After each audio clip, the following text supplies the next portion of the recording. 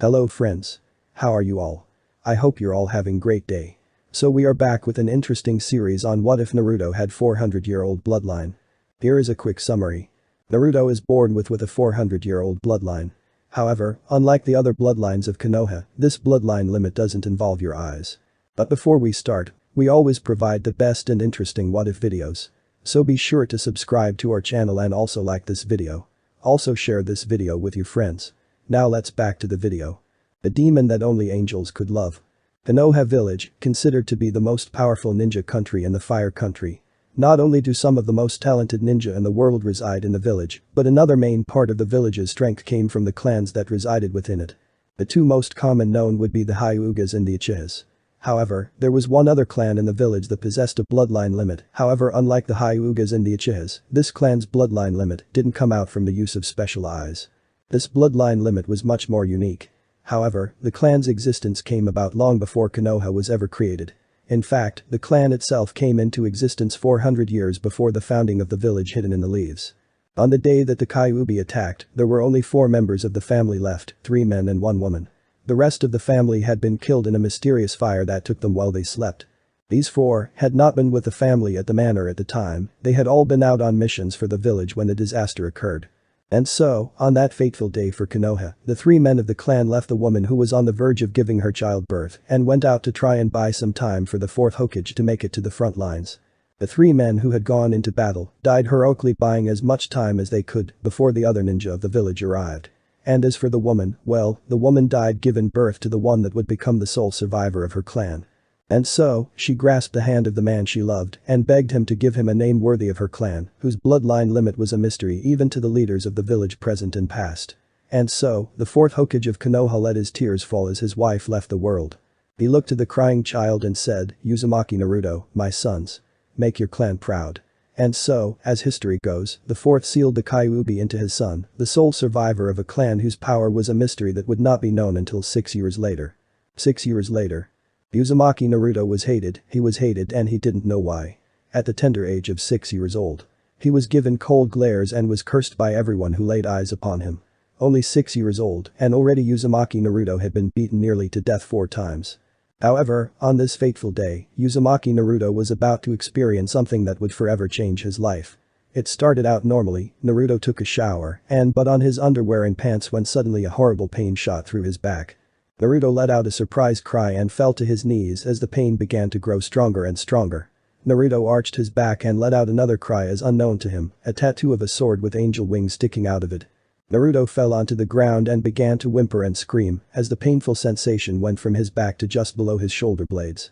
Naruto curled up into a ball and then let out a blood-curdling scream as 2 giant white wings exploded from his back, sending pure white feathers flying everywhere. Naruto then collapsed onto his stomach and looked up slightly, only to see what appeared to be a person clothed in white robes and skin that shined as bright as the sun appear before him. The figure kneeled beside Naruto and said, "You have no reason to fear Lord Naruto, and the pain you are feeling will soon pass. My name is Gabriel, the Archangel of the Heavens. You will soon fall into slumber, but when you awaken I will come to you and explain what is going on. Don't lose hope Naruto, you must survive. For the sake of everyone you will come to love." And with those words, Naruto's world went black. As this turn of events was being set into motion, and Chunin guard who was on patrol of the area heard the blood-curdling scream and rushed towards the source of the noise. When the Chunin guard peeked through the window, her eyes went wide at the sight she saw. For he saw the Kyuubi container lying on the ground, with large white wings sticking out of his back and pure white feathers were flying everywhere. She watched in a mixture of wonder and confusion as the boy seemed to look up at something before passing out. The Chunin guard watched as the boy's wings disappeared and she quietly entered the house. She cautiously crept up to the boy and saw that he truly was asleep. Knowing that this needed to be reported to the Hokage immediately, the Chunin guard picked the boy up in her arms gently and rushed towards the Hokage manor. At the Hokage manor, the Chunin guard was rushed right into the 3rd's office upon the sight of the boy in her arms. When the 3rd laid eyes upon the boy in her arms, he was on his feet in an instant and rushed to her side, asking if he had been attacked again. The Chunin then began to explain the situation and what she saw to the 3rd. The 3rd was quiet for some time before speaking to the Chunin. "Anko, do you know who this boy is?" She replied that she did and explained that he was the container of the Kyuubi and the only one holding the demon back from destroying the village. The 3rd paced a little bit before turning to the woman again who was setting the boy down gently in a chair. Who do you live with, Anko? The third asked slowly. Anko blinked a few times before replying that she of course lived alone.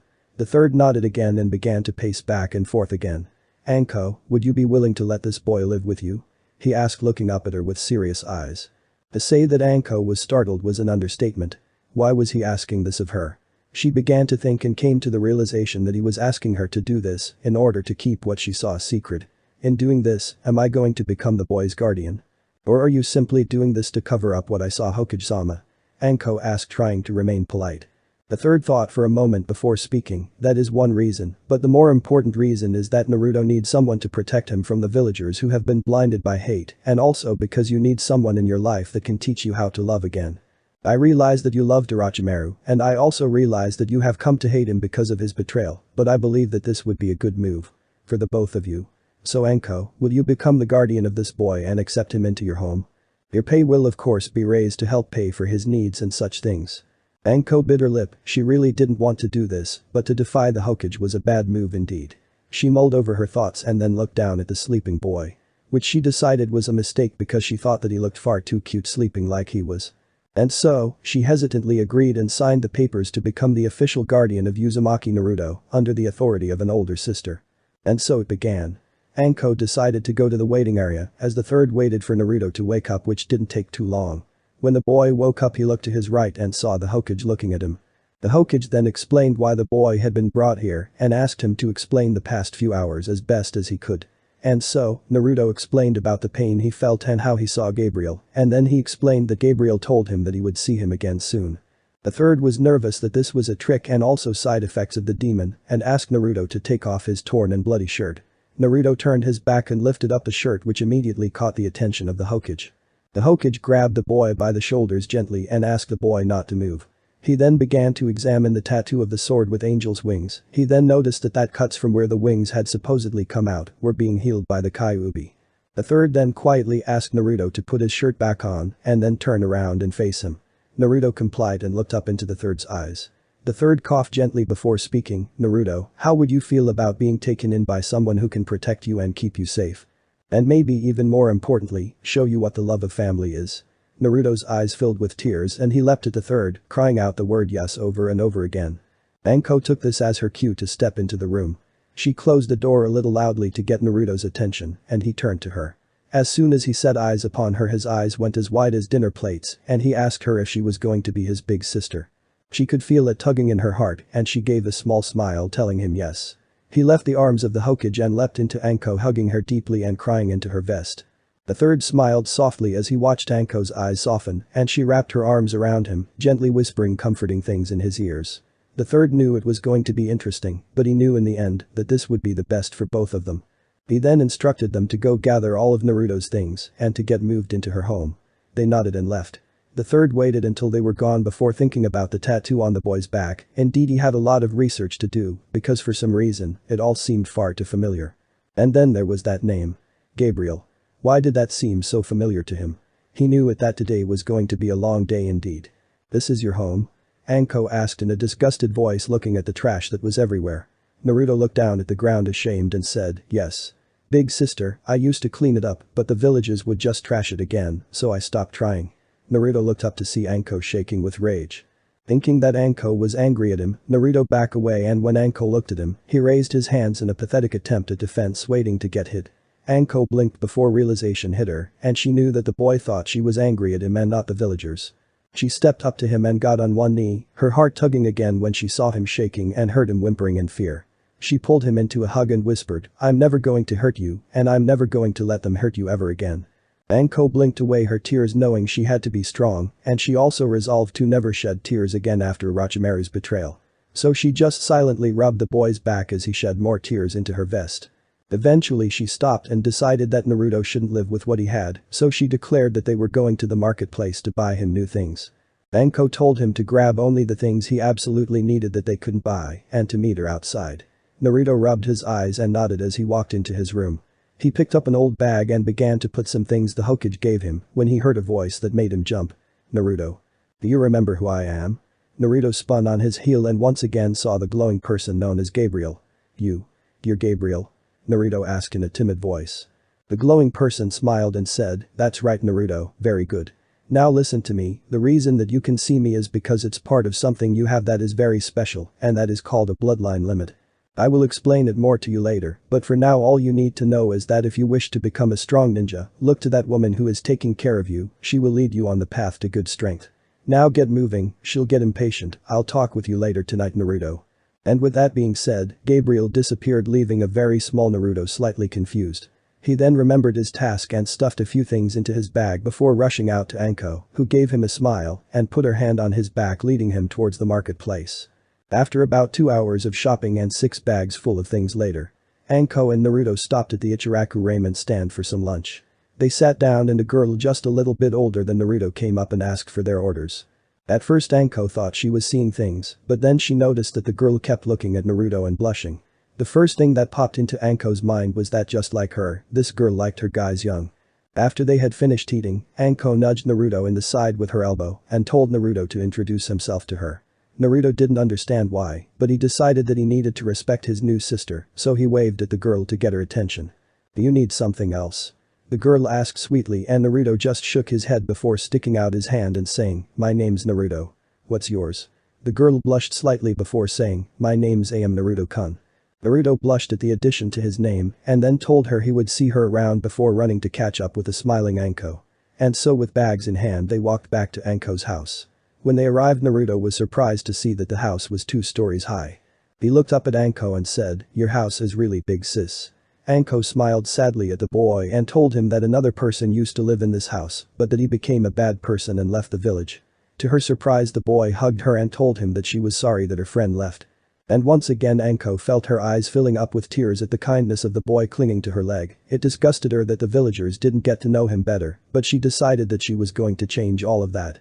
They entered the home and Anko showed him to a room that would become his, she then put the bags down on his bed and showed him around her house. When they arrived in the dojo that was in the back Naruto looked at Anko with fierce determination in his eyes that almost startled the woman. "What's wrong Naruto-kun?" she asked and Naruto simply replied that he wanted her to train him to become a strong ninja. She smirked feeling her fiery spirit rising up and told him to go put his stuff away and then she would show him some basic things. His eyes lighted up and he then bowed to her before running towards his new room. Anko chuckled to herself thinking about how much that boy reminded her of herself when she was his age. About 10 minutes later Naruto came down in some of his new clothes, which included a new pair of sandals, a pair of baggy black shorts, and a fishnet undershirt. Anko grinned because she forgot to explain that the fishnet shirts were undershirts, but she decided that she could explain it to him later. For now, the clothes he was wearing would be perfect for their training. Anko ordered Naruto to sit down, and she began to circle him and she said, "Pay attention Naruto-kun, what I am about to tell you is the basics for all ninja training. The first thing you need to understand is chakra, it is the physical and spiritual energy that you will use for jutsus and the such, however everyone only has a certain amount of chakra, and if you run out you die, do you understand so far?" Naruto thought for a few moments before decided he understood and nodded his head. Anko smiled and continued her speech, "In order to use your chakra to its full potential, you will have to learn how to only use the amount of chakra needed for everything you do and not a bit more. But before we start on that, I want to explain a few more things. First of all, most people only have one chakra system, however, you are a special case and you have 2. I cannot explain to you at this time why you have a second chakra system, so please don't ask me, one day when you are older I will be able to tell you, but that time has not yet come. The last thing I want to teach you today before we work on chakra controlling is the 4 different forms you need to know to be a ninja. The first one is ninjutsu, the most commonly used of ninja skills. You use ninjutsu by using your chakra as a weapon. The second form is jinjutsu. Jinjutsu is using your chakra to create illusions that confuse your enemy and leave them vulnerable to attack. The third form is taijutsu, which is hand-to-hand combat skills, something every ninja must have. And finally there is kenjutsu. Kenjutsu is very dangerous because it involves techniques that usually result in the user's death and are only to be used in the most extreme of situations. Do you have a basic understanding for the 4 forms of ninja fighting Naruto-kun? Naruto seemed to be deep in thought, but then nodded his head and told her that he thought he understood most of it. Anko grinned thinking that this kid was pretty smart for his age. She then declared that he was going to learn chakra training by focusing his chakra into his feet and then walking up the dojo's wall. Anko then spent a good half hour teaching Naruto how to correctly do all of the hand seals. She then spent another half hour teaching Naruto how to put charca into his feet, and then she told him that she was going to go prepare dinner and would come back to check on his progress when dinner was ready. She walked out and closed the sliding door to the dojo and winced when she heard him run up the wall some, only to fall harshly. She then breathed a sigh of relief when she heard him get back up and try again. She then walked to the kitchen to prepare dinner. She came back to the dojo about 3 hours later and poked her head in, and her eyes went wide when she saw that Naruto wasn't in there. She felt her heartbeat quicken, thinking that someone had come into her home and snatched him, but then she heard stifled giggling. She looked straight up and gasped to see Naruto standing on the ceiling looking down at her. She noticed all the bruises and scrapes on his body, but she was still speechless that Naruto had completed the task so quickly. He came down from the wall, and she hugged him gently, letting him know that she was not only satisfied with his performance, but she was also amazed. Naruto gave her a big smile, which made Anko smile a little herself. After much complaining that the main course was not ramen, Anko and Naruto enjoyed a nice grilled chicken dinner with rice and green beans, which Naruto was willing to admit tasted very good as well. After dinner, Naruto stood up and grabbed all the dishes and washed them without being asked to. Anko smiled at the polite boy and took the time to sneak away and look for something. When she came back, Naruto had stacked the plates neatly on the counter because he didn't know where to put them. Anko smiled and told him that she would take care of it later, but for now she had a new exercise that she wanted him to do. When they walked into the dojo, Naruto saw some metal plates lying on the ground. The last exercise you did is the same one you will be doing now, however this time, the task will be much harder with the addition of these training weights. Anko explained, and Naruto put on the weights and complained about the heaviness of them. Anko grinned at him and told him she would teach him a jutsu if he completed the task before she called him to bed in 3 hours.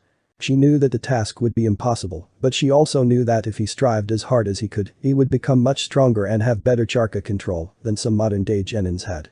This time when she heard him try and climb, only to fall, she smiled to herself and went to go put the dishes away and send a letter to the Hokage by her messenger bird. When the time had come for bed, Anko walked back into the room and gasped again when she didn't see Naruto. She looked straight up and saw his grinning face. She watched as his eyes went wide, and she gasped as he lost his footing and began to fall. She rushed forward and caught him before he could hit the ground. He had tears in his eyes and told her that he had failed her because he couldn't hold it very well. She simply hugged the boy and told him that he had just done a task that should have been impossible, and she demanded to know how he did it so quickly. He told her it was because he wanted to learn a new jutsu. She smiled at his competitive attitude and told him that for his hard work, she would teach him how to do the basic Bunshin no jutsu. And so for the next hour, Anko taught Naruto how to mold charca into a clone. By the time he had it perfected, he collapsed from charca exhaustion, and Anko picked the small boy up and took him to his room and placed him in his bed after taking off his sandals. She smiled at him and whispered, "Good night, my dear brother," before turning out the light and walking out of the room. While Naruto slept, Gabriel came to him and entered into his subconscious. Naruto saw Gabriel and ran up to him. "Hello, Gabriel-san," Naruto said politely as he bowed. "Good evening, Naruto-kun. Tonight I am going to explain the things I told you about earlier. One thing that Anko-chan didn't tell you is that some very special people have a bloodline limit that is passed down from generation to generation. You are one of those people and your ability is very special indeed. But first I must explain your clan's history. Your clan came into existence about 400 years before Konoha was created. Your ancestor was on the verge of death and cried out for help. He found favor in the eyes of my lord, and I was sent down to aid him. From that day on, your family's legacy would continue on with the angels of the Lord. However, about 6 years ago your family was tricked and were killed in their sleep by a horrible man. Only about 4 members of your family survived, including your mother. The other 3 family members were killed during the attack of the Kyuubi, and your mother died in giving birth to you." Gabriel paused, letting the information sink in before continuing. "And now on to what exactly your bloodline limit is. For one, if you focus your chakra into your back, you can summon and retract a pair of large white wings that you can use to fly. And finally, the most important part of your bloodline limit, if you are ever in desperate trouble, anywhere from 1 to 5 angels will come down from the heavens and temporarily merge with your body. This will increase your strength by considerable amounts, however. You will not be able to summon us, we will only be able to come to you in your greatest times of need. However, if you ever need to talk to us, all you have to do is pray to summon us. Now, as to how we are summoned. As you grow in strength, intelligence, and strength of spirit, you will get more and more tattoos that will appear on your back. When you are in trouble, we will come down and merge with your body via the tattoos, and we will exit the same way. These tattoos are a gateway for us to come and go as we see fit. Do you understand all I have taught you, Naruto-kun?" Naruto nodded his head as he continued to digest the information. Tomorrow when you have some free time I will come back and see how your training with Anko-chan is going. And just to let you know, you are going to receive your second tattoo tonight while you sleep, but don't expect it to be easy to get every tattoo, the more you get, the harder they become to obtain. Have a good night Naruto-kun, see you tomorrow. And when it was all said and done, Naruto had a spiral tattoo on his back. When Naruto woke up Anko had a breakfast of eggs and toast with some bacon on the table. After they had finished eating Anko told Naruto that she had to go do some patrol work and that she would be back. In the meantime she told Naruto to prefect his weight exercise and to continue to wear the weights while he did 10 push-ups and 10 sit-ups and then ran around the dojo 10 times. She also told him that every time the exercise became too easy that he needed to 10 more of each exercise. Along with anything else that she gave him to do.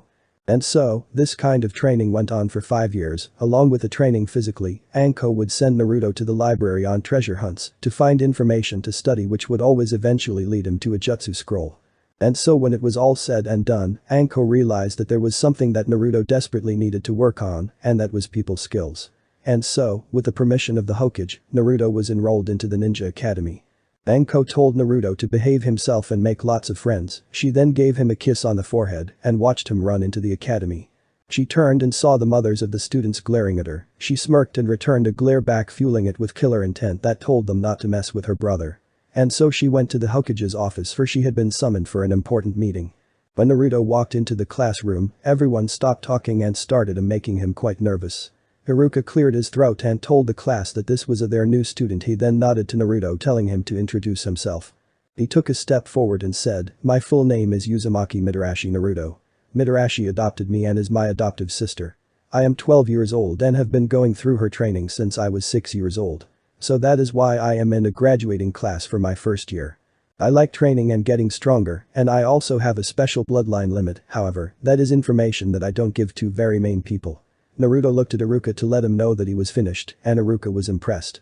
"Okay Naruto, please take the available seat in the top corner by those two, their names are Shikamaru and Choji." Naruto nodded and walked up the steps and shook both of their hands, he then sat down and smiled. He was beginning to think that he was going to make lots of friends here. Naruto walked along the grounds of the academy watching everyone as they ate lunch. He soon spotted Shikamaru and Choji sitting at a table with 3 other guys. He walked over and asked if he could sit with them. Shikamaru told him it was okay and so he sat down. "So, I already know about Shikamaru and Choji, but I was hoping to learn a little bit more about my classmates," Naruto said watching the other boys curiously. "Well I'll start since no one else seems eager. My name is Inyazuka Kiba and my best friend is my dog Akamaru. My clan specializes in using dogs with their ninjutsu." Kiba said as the next boy went straight into his short speech, "My name is Aburam Shino, my clan specializes in using bugs with their ninjutsu, and it's nice to meet you."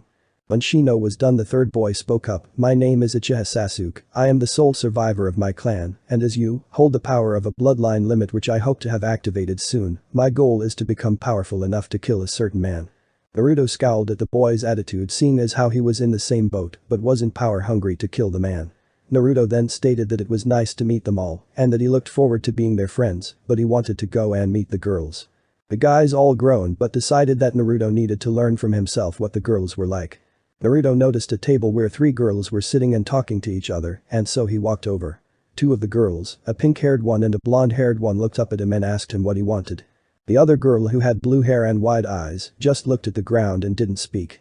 Naruto gave a soft smile and said that he just wanted to get to know the people in the academy and make some friends. The girls eyed each other before inviting him to sit. Naruto waited for them to tell him about themselves.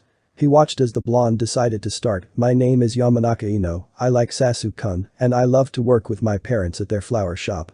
After the blonde was finished the pink-haired girl spoke up and said, "My name is Haruno Sakura, I also like Sasuke-kun and am Ino's friend and rival in every way." Naruto then looked to the blue-haired girl and waited for her to speak. My name is Hyuga.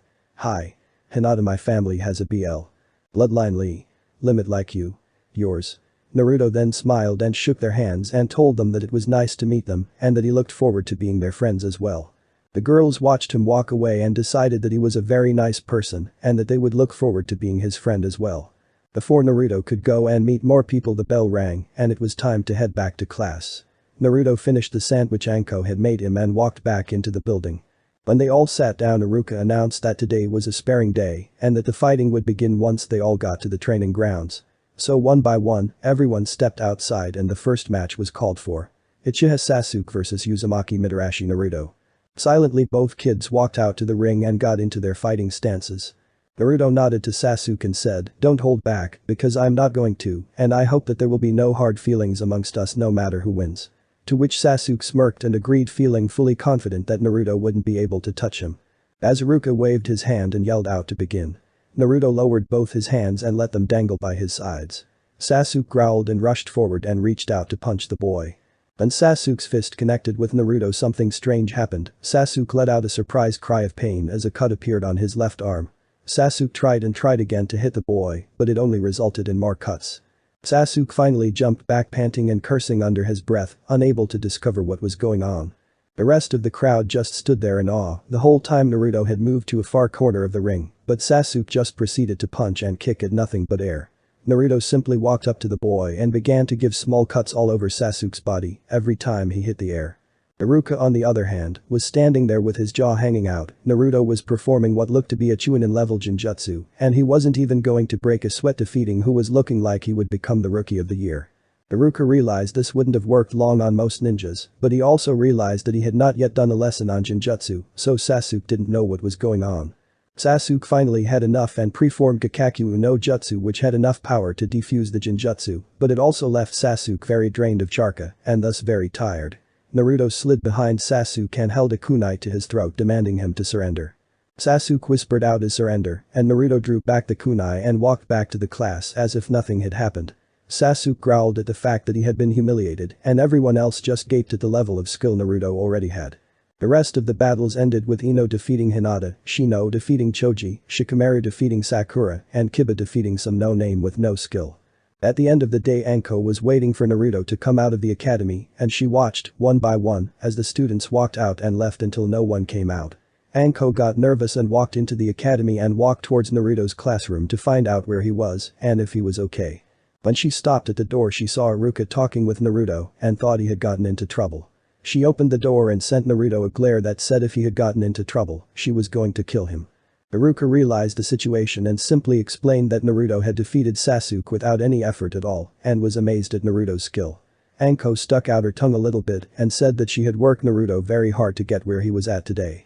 The conversation ended with Iruka telling Anko that she should be proud of Naruto and Anko walking out to head towards home. "How was your meeting with the Hokage and your day-to-day, sis?" Naruto asked, looking up at the older woman. She smiled at him and told him that she was going to be receiving training from a very special man for the next week or so to prepare her to take the exam to become a jounin. Naruto hugged his sis and exclaimed that she was the coolest and that she could do it no sweat. Anko laughed, a carefree laugh she could only let out when around Naruto. She rubbed his head and she declared that the special person was going to be joining them for dinner tonight. Naruto smiled at Anko, and when they arrived at the house he went to the dojo to do his training.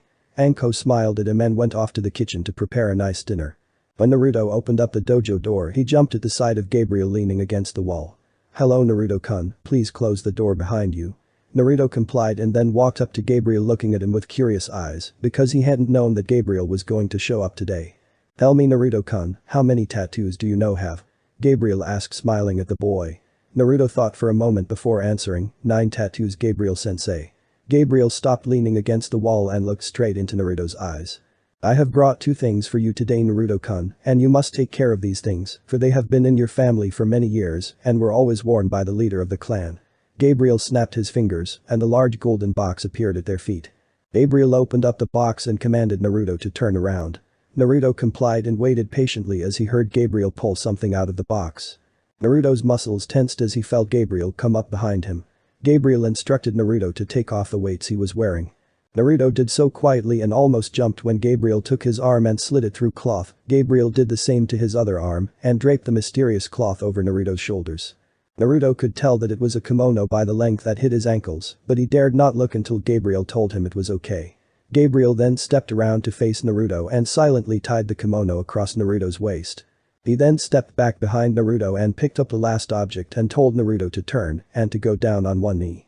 Naruto did as he was told and looked up to see Gabriel holding what appeared to be a golden handle to a sword with no blade. "Uzumaki Naruto, the kimono you are now wearing was made by the angels in heaven for your clan. It never gets dirty, it cannot be destroyed, it is made out of a material softer than any on this planet." and that it had the unique ability to become any weight the user wished it to become just by thinking about it. "This sword, I gave to the first leader of your clan and proceeded to hand it down to every leader since, and today, I hand it to you, Uzumaki Naruto, you are the last of your kind. I pray that you use this weapon to protect those you love and that one day I would have the honor to pass down this kimono and sword down to your children when you leave this world."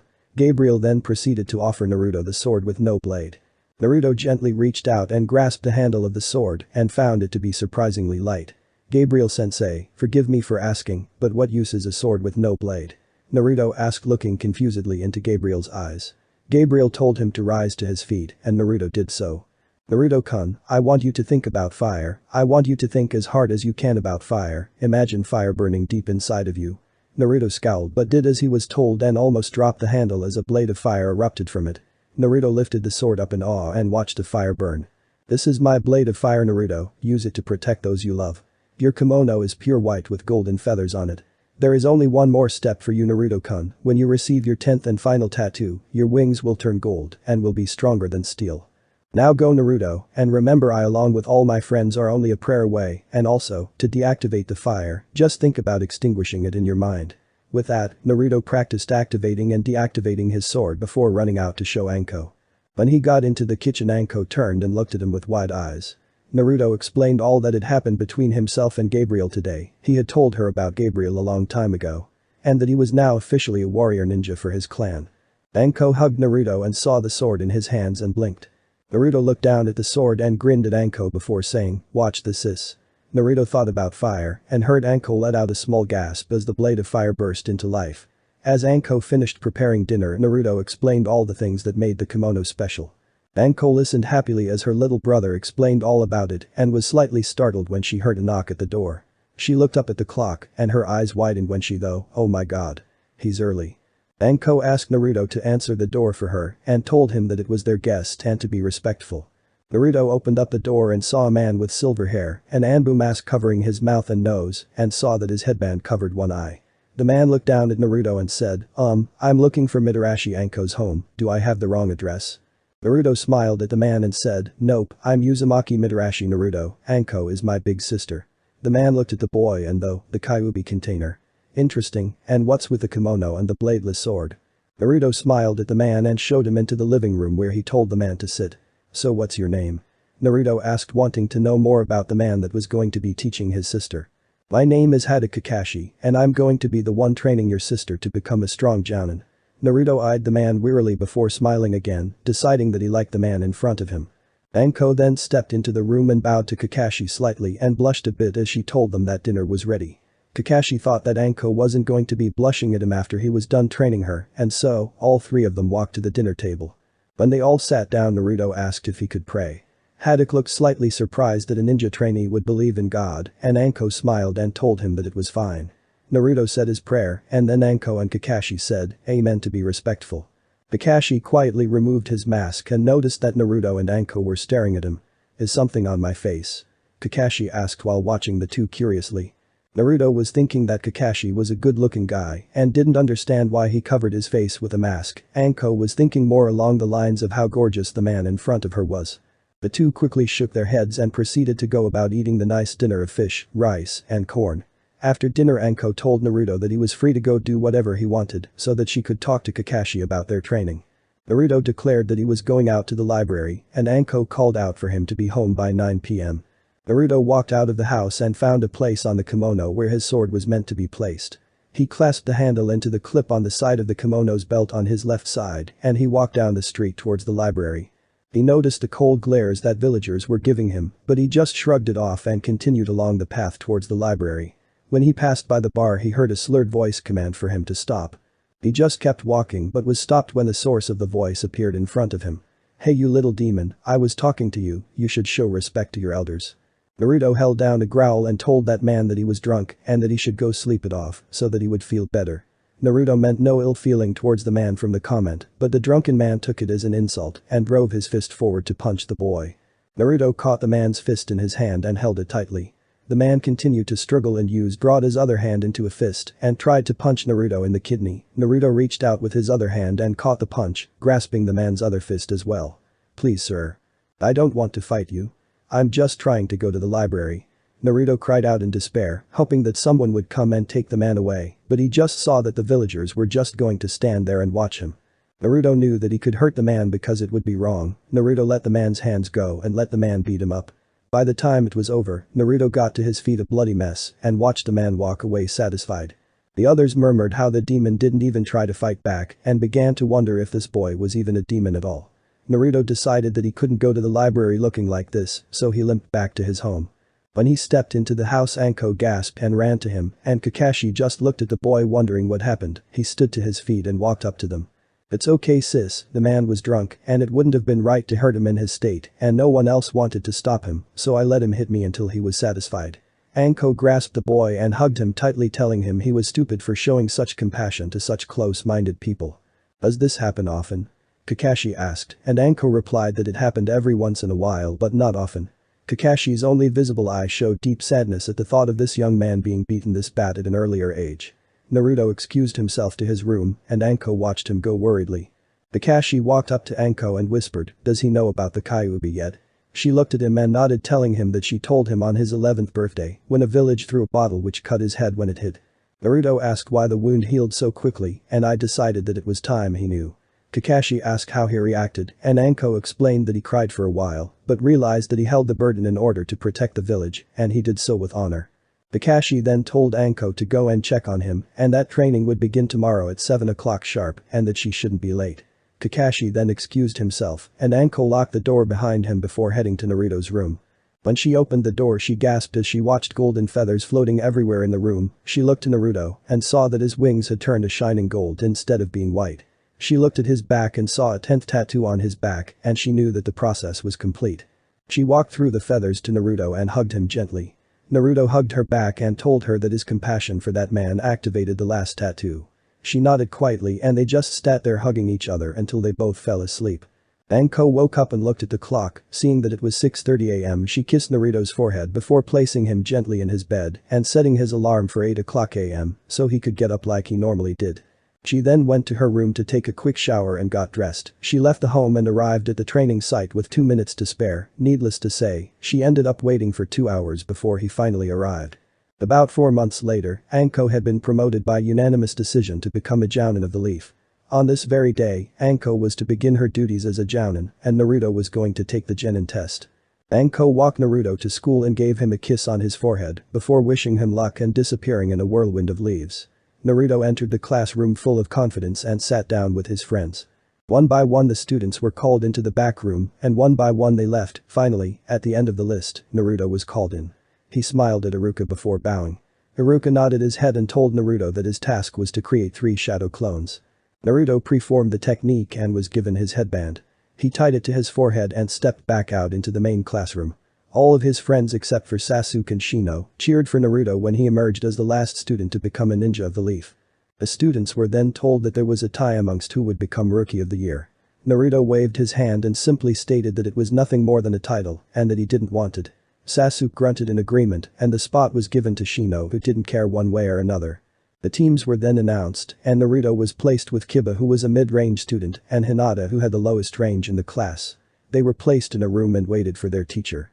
Naruto looked at the clock and noticed that an hour had already passed. Naruto bit his lip as he began to suspect that he knew who his teacher was. Kiba looked over at Naruto and asked if Naruto knew something. Naruto simply said, he'll be here in 3, 2, 1. And with that, none other than Kakashi stepped into the room. He simply said to meet him on the roof and disappeared in a puff of smoke. Naruto and Kiba grumbled about their tardy sensei, and Hinata simply giggled, having long since lost her shyness around the boys. And so, they all picked themselves up and made their way to the roof. When they got to the top, they saw Kakashi waiting for them and they all sat down quietly and waited for him to speak. Well, let's get to know each other, shall we? Tell us your name, your likes, dislikes, dreams and such. I'll go first. My name is Hada Kakashi. My dreams are none of your concern and I like a lot of things. There isn't much that I don't like. The 3 new genin looked at each other and thought, he said a lot, but all we learned about him was his name. Kakashi then pointed to Naruto and told him to go first. My name is Uzumaki Mitarashi Naruto. I like ramen, training, and making friends. There isn't much that I dislike, but I do have a big dream, and that is to become stronger than my hero, the 4th Hokage, and become Hokage so that I can protect the village that I love. Kakashi smiled at the boy, finding him quite interesting. He then pointed at Hinata, who was petting Akamaru, and she said, "My name is Hyuga Hinata, I like water, training, and people with good hearts, like Naruto-kun. I don't dislike much, however I also have a big dream. And that is to make my father proud and become a strong person so that I can become the leader of the Hyuga clan." Kakashi smiled again and knew that being around a friend like Naruto had really rubbed off on her. He then pointed to the other boy and he spoke, "My name is Inyazuka Kiba, I like my friends and my companions. I dislike arrogant people, and my dream is to become the leader of my clan as well. Well then, tomorrow we are going to have a little survival training against me, a test of your skills if you will. We will meet tomorrow at the bridge, apparently everyone in Konoha knows about the bridge, at 7 AM, and by the way don't eat or you will throw up. And finally, this test has a 66% rate of failure, so you had better be at your best tomorrow." With that, Kakashi disappeared in a puff of smoke, and the team decided to go to the Ichiraku ramen stand for lunch. AM and Naruto had become close friends since that day they had met 6 years ago, and AM had a big smile upon her face when she saw the headband on Naruto's forehead.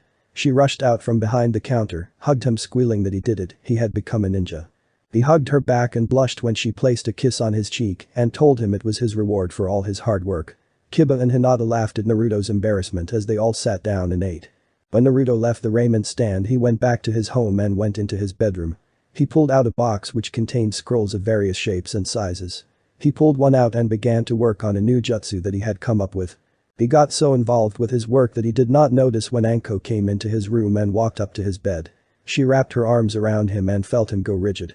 She smirked and said, "How did you become a genin when you don't even realize when someone has come into your room?" Her smirk dropped into a smile when she felt Naruto tap his pencil on her side right where her kidney was. "That's my brother." She smiled as she pulled him into a bigger hug out of congratulations. Naruto smiled at Anko and decided that life truly was good. Little did he know what was in store for him tomorrow. Naruto woke up bright and early and hopped into the shower. He chose to take a cold shower to wake himself up, and when he was done he used a small fire jutsu to dry himself off without the use of a towel. He put on a pair of hazy gray shorts and put on one of his fishnet undershirts. He then quietly wrapped a pure white and golden kimono around his body, tying it down firmly. He picked up his headband and looked at it before getting an idea. He closed his eyes and called out to Gabriel. He felt a presence fill the room, but when he opened his eyes he saw an angel that looked nothing like Gabriel. "Who are you?" Naruto asked in a confused voice as the angel bowed to him. "My name is Tobias, I am second in command to Gabriel, and I'm your guardian angel. All that simply means is that in your times of great need, I will be the first to aid you, for it is my job to constantly watch you." Naruto gave a respect bow to the angel and asked him a simple question, "Do you think that I could get some of the material that made my kimono to create my headband with?" The angel named Tobias smiled before reaching into his kimono's pocket and pulling out a medium-sized piece of the cloth, handing it to him. Naruto just stood there mouth open, amazed that Tobias just happened to have the right piece of cloth on him at the time. "It was no problem at all, Naruto-sama, I am here to help you, and as such I know your every want and need. Now I will take my leave, Naruto-sama, but don't ever lose heart, I'm always watching out for you." And with that the angel disappeared.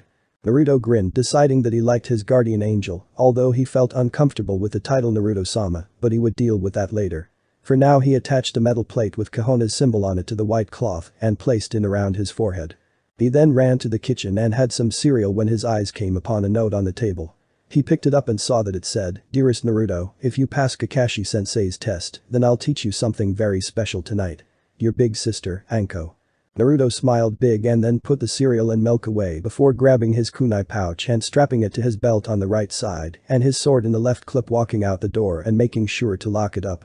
As he walked down the street he decided to add 15 pounds to his kimono, putting it at the weight of 115 pounds, which was already much more than he weighed. He wanted to groan as he had to force his feet into steps to keep them from dragging. He hated the weight, but he knew that it was making him stronger and faster. And so he arrived at the bridge a half hour early, only to find Kiba and Hinata already there, and it appeared that they were far too close for normal contact. Naruto immediately hid his chakra presence and dove into the bushes to watch them. He saw Kiba whisper something to Hinata which made her blush, and then he gently took her chin in his hand and kissed her. It took Hinata a moment, but she slowly closed her eyes and began to kiss back.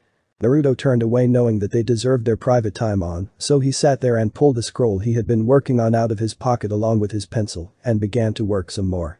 Naruto looked soon decided that he had waited long enough, and so he crawled out of the bushes and brushed himself up before walking up on the bridge. He smiled at Kiba and Hinata who were holding on to each other, and Kiba just smiled back. Naruto had known since they had met that Kiba had a crush on Hinata, and he was glad that both of his friends were in love with each other. And so he sat down next to them not needing to say a word. And so, Hinata and Kiba fell asleep in each other's arms, and Naruto continued to work on his scroll until Kakashi showed up an hour later. Kakashi gave a yo. And Naruto nudged Kiba, who gently woke up Hinata. "You're late, sensei. Tardiness is not a good virtue," Naruto said simply as he struggled to get back up on his feet. Kakashi noticed this but chose to keep it to himself. He also chose to let Naruto's comments slide by giving the excuse that he got lost on the road of life. Naruto and Kiba simply rolled their eyes, and Hinata giggled. As Kiba and Hinata stood to their feet, their stomachs growled, showing that they were already hungry. When Kakashi looked at Naruto, he could see in his eyes that Naruto defied his orders and ate breakfast. Without a word, Kakashi rushed the genin and gave him a powerful punch to the stomach, which put Naruto on his knees, throwing his breakfast up on the bridge's surface. "Not listening to your superior's orders is not a good virtue, Naruto. You must learn respect for me if we are to work on the same team, and that means following my orders, even if you don't understand them," Kakashi said, simply waiting for the blonde to get back onto his feet, which he did shakily. "Now then, with that aside, today's mission is quite a simple one. All three of you have until noon to each land one solid hit on me, and blocked hits don't count. It has to be full contact, and I would suggest that you aim to kill if you even want to come close. It is now 9 o'clock a.m. You have 3 hours to each land a hit on me. If you do not manage to land a hit on me, then you will go without lunch, and you will be sent back to the academy in disgrace. Ready? 3, 2, 1. Begin," Kakashi shouted out, and all three genin leapt away to find a good hiding spot. Kakashi scanned the area with his eyes and discovered to his satisfaction that all three genin were very well hidden. Now it was only a matter of one of them gaining the courage to attack. Suddenly, Naruto leapt down from a tree and unsheathed his sword. Kakashi's visible eye widened some with amusement as he said in a sing-song voice, "A sword without a blade is almost as useless as your Naruto-kun." Naruto let out a low grumble and let the fire burn inside of him as the sword's blade of fire burst to life. Kakashi's eye now widened in a show of shock when he felt the killer intent radiating from Naruto. "Don't call me useless," Naruto let out in a soft voice as he rushed towards Kakashi, grasping the sword's handle with both hands and swinging it like a heavy blade. Kakashi simply dodged the attacks with the greatest of ease and said, "The fire blade makes no difference, Naruto-kun, it's too heavy," and yet again, the sword continues to prove its uselessness, the same as you. Kakashi knew it seemed cruel to say these words to the boy, but he was trying to make the boy angry enough to show him his secret bloodline limit, which he knew nothing about. Naruto let out another angry roar as he sliced at Kakashi's head. Kakashi simply ducked to avoid the hit, but his eyes widened in shock as Naruto turned the blade with one hand and brought it sweeping back, cutting through him completely. Naruto was shocked that he had hit his teacher so easily, but was even more surprised when his sensei disappeared in a puff of smoke. He began to look around frantically in every direction, trying to find his sensei when a thought hit him. Below was the only thing he could get out before a hand burst from the ground and dragged him down to his neck in the soil. "It was a nice trick, Naruto, trying to make the blade seem heavier than it was to catch me off guard, but your sword handling skills are poor and in serious need of work. However, I am impressed that you managed to destroy my clone. However, you had better figure out how to get out of the ground if you want another chance to hit me." With that being said, Kakashi pulled out an orange book and walked away, leaving a muttering Naruto to his own devices. When Hinata was sure that Kakashi was gone, she rushed out to Naruto and offered to help him out of the hole. Naruto accepted and simply stated, "He thinks he's so smart and so good, little did he know I was weighed down, but next time I will get a good hit on him." But that being said, Naruto picked up his sword and placed it on its clip before looking at a very worried Hinata. "Naruto, I am going to need your help if I'm going to hit him. I have nowhere near your skill, and I can't hit him on my own. Will you help me?" Naruto thought for a moment before saying, "We need to find Kiba now. Follow me." With that, Naruto entered the bushes with Hinata close on his trail, trying to find their other teammate. Unfortunately for them, Kiba had already rushed out and challenged Kakashi to a great battle. Only the weak speak loudly, must you be so loud, Kiba?" Kakashi asked lazily as he continued to read the little orange book in his right hand. Kiba and Akamaru both let out a low growl as they charged at Kakashi. Kakashi just continued to chuckle at his little book as he used one hand to dodge all of Kiba's and Akamaru's attacks. When Kakashi had had enough, he put his hands in the sign of the tiger and screamed out, Kahona's most sacred technique. The 1,000 years of pain. And with that, Kakashi stuck his fingers up Kiba's butt and launched him into the air. Akamaru whimpered and ran up to his master. Kakashi began to walk towards his student, but his eye widened in surprise as kunai came out of nowhere and stabbed Kiba right in his leg. Kiba let out a scream of pain, and Kakashi looked up to see what appeared to be a grass ninja sitting in the tree, twirling another kunai with his right index finger. Kakashi stooped and realized that something wasn't right. He looked at Kiba and immediately noticed that Akamaru was nowhere to be seen. His eye drooped again as he yelled out, "Release," which dispelled the Jinjutsu only to find that Kiba and Akamaru were gone. Kakashi smiled under his mask and thought, Naruto, what a guy. Kiba was pissed, and he was letting Hinata and Naruto know it. Hinata chose to defuse the situation by giving Kiba a small kiss on the lips which immediately calmed him down. Alright, listen up, Hinata brought this to my attention. Alone, none of us have the skill to hit him. However, if they all work together, they could get him by surprise. Naruto then brought out a scroll he had copied from the library and showed them how to burrow underground using their charka. He explained that their plan was for the two of them to keep underground and get right below Kakashi, then Naruto would take off his weights and keep Kakashi busy by surprising him with a speedy attack. The two were to wait for an opening in Kakashi's defenses, which would be seen by Hinata's eyes, and then they would burst from the ground. They would all then use the element of surprise to each land a hit on him at the same time. Kiba and Hinata agreed and began the jutsu which burrowed them under the ground. Naruto then jumped out from their hiding spot and dispelled the weights on his kimono. Get ready to lose, Kakashi-sensei. Kakashi was about to respond, but could only widen his eye as Naruto rushed him with a speed that Kakashi was certain that he didn't have before. Naruto began his attack right as Hinata and Kiba got into position. Hinata activated her Byakugan and watched for a lapse in Kakashi's defense. And so as the fight raged on, Kakashi let one hand slide down a little which left his upper body vulnerable. Hinata yelled out now. And Kakashi looked at the ground shocked as Hinata and Kiba burst from the ground.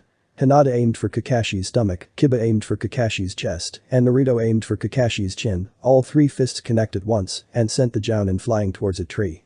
Kakashi did a flip in the air and pumped charka into his feet which made him stick to the tree. Kakashi smiled at the three exhausted genin in front of him and said with a happy voice, "You all pass. Not only did you realize that the point of the exercise was teamwork, but you also came up with and executed a surprise attack that even caught me off guard. In celebration, I am going to take you all to the Ichiraku ramen stand for lunch. But before that, there is something important I have to tell you about being a ninja. Those who abandon their missions are trash, but those who abandon their teammates are lower than trash. I hope that none of you ever forget that lesson." The three looked at him and nodded in respect before heading out to the Ichiraku ramen stand. When they arrived, Am ran up to Naruto and gave her usual greeting now of a kiss on the cheek. Naruto blushed and said, "Good afternoon, Am-kun." She then gave him another quick hug before running back behind the counter and taking their orders. Kakashi glanced at the girl and knew that she had a crush on the young blonde. He smiled at Naruto and knew that it didn't go unnoticed by the boy. When Am walked away, Naruto turned to the Kakashi and asked, "What are you smiling at me for, Kakashi-sensei?" Kakashi just simply smiled and said something along the lines of him being dense. Kiba let out a hearty laugh with Akamaru and Hinata giggled in agreement. Naruto scowled because he didn't get what they meant. And so they ate their food in a comfortable silence. When they were done, Kakashi told them that they were to meet at the bridge for their first official mission as Genins of the Leaf. And with that, Kakashi paid the bill and disappeared in a puff of smoke. Soon after Kakashi left, Kiba and Hinata excused themselves to go for a walk, leaving Naruto and Am alone in the restaurant. "Where's your father, Am-chan?" Naruto asked curiously, noticing that the old man was nowhere to be seen. "Oh, Papa's at home sick so I'm running the store for him today," Am said to Naruto, giving him a sweet smile which soon faded when she looked outside. Naruto turned and followed her gaze to see the rest of the genins walking with their senseis towards the ramen stand. That counted 8 people to serve and only one Am.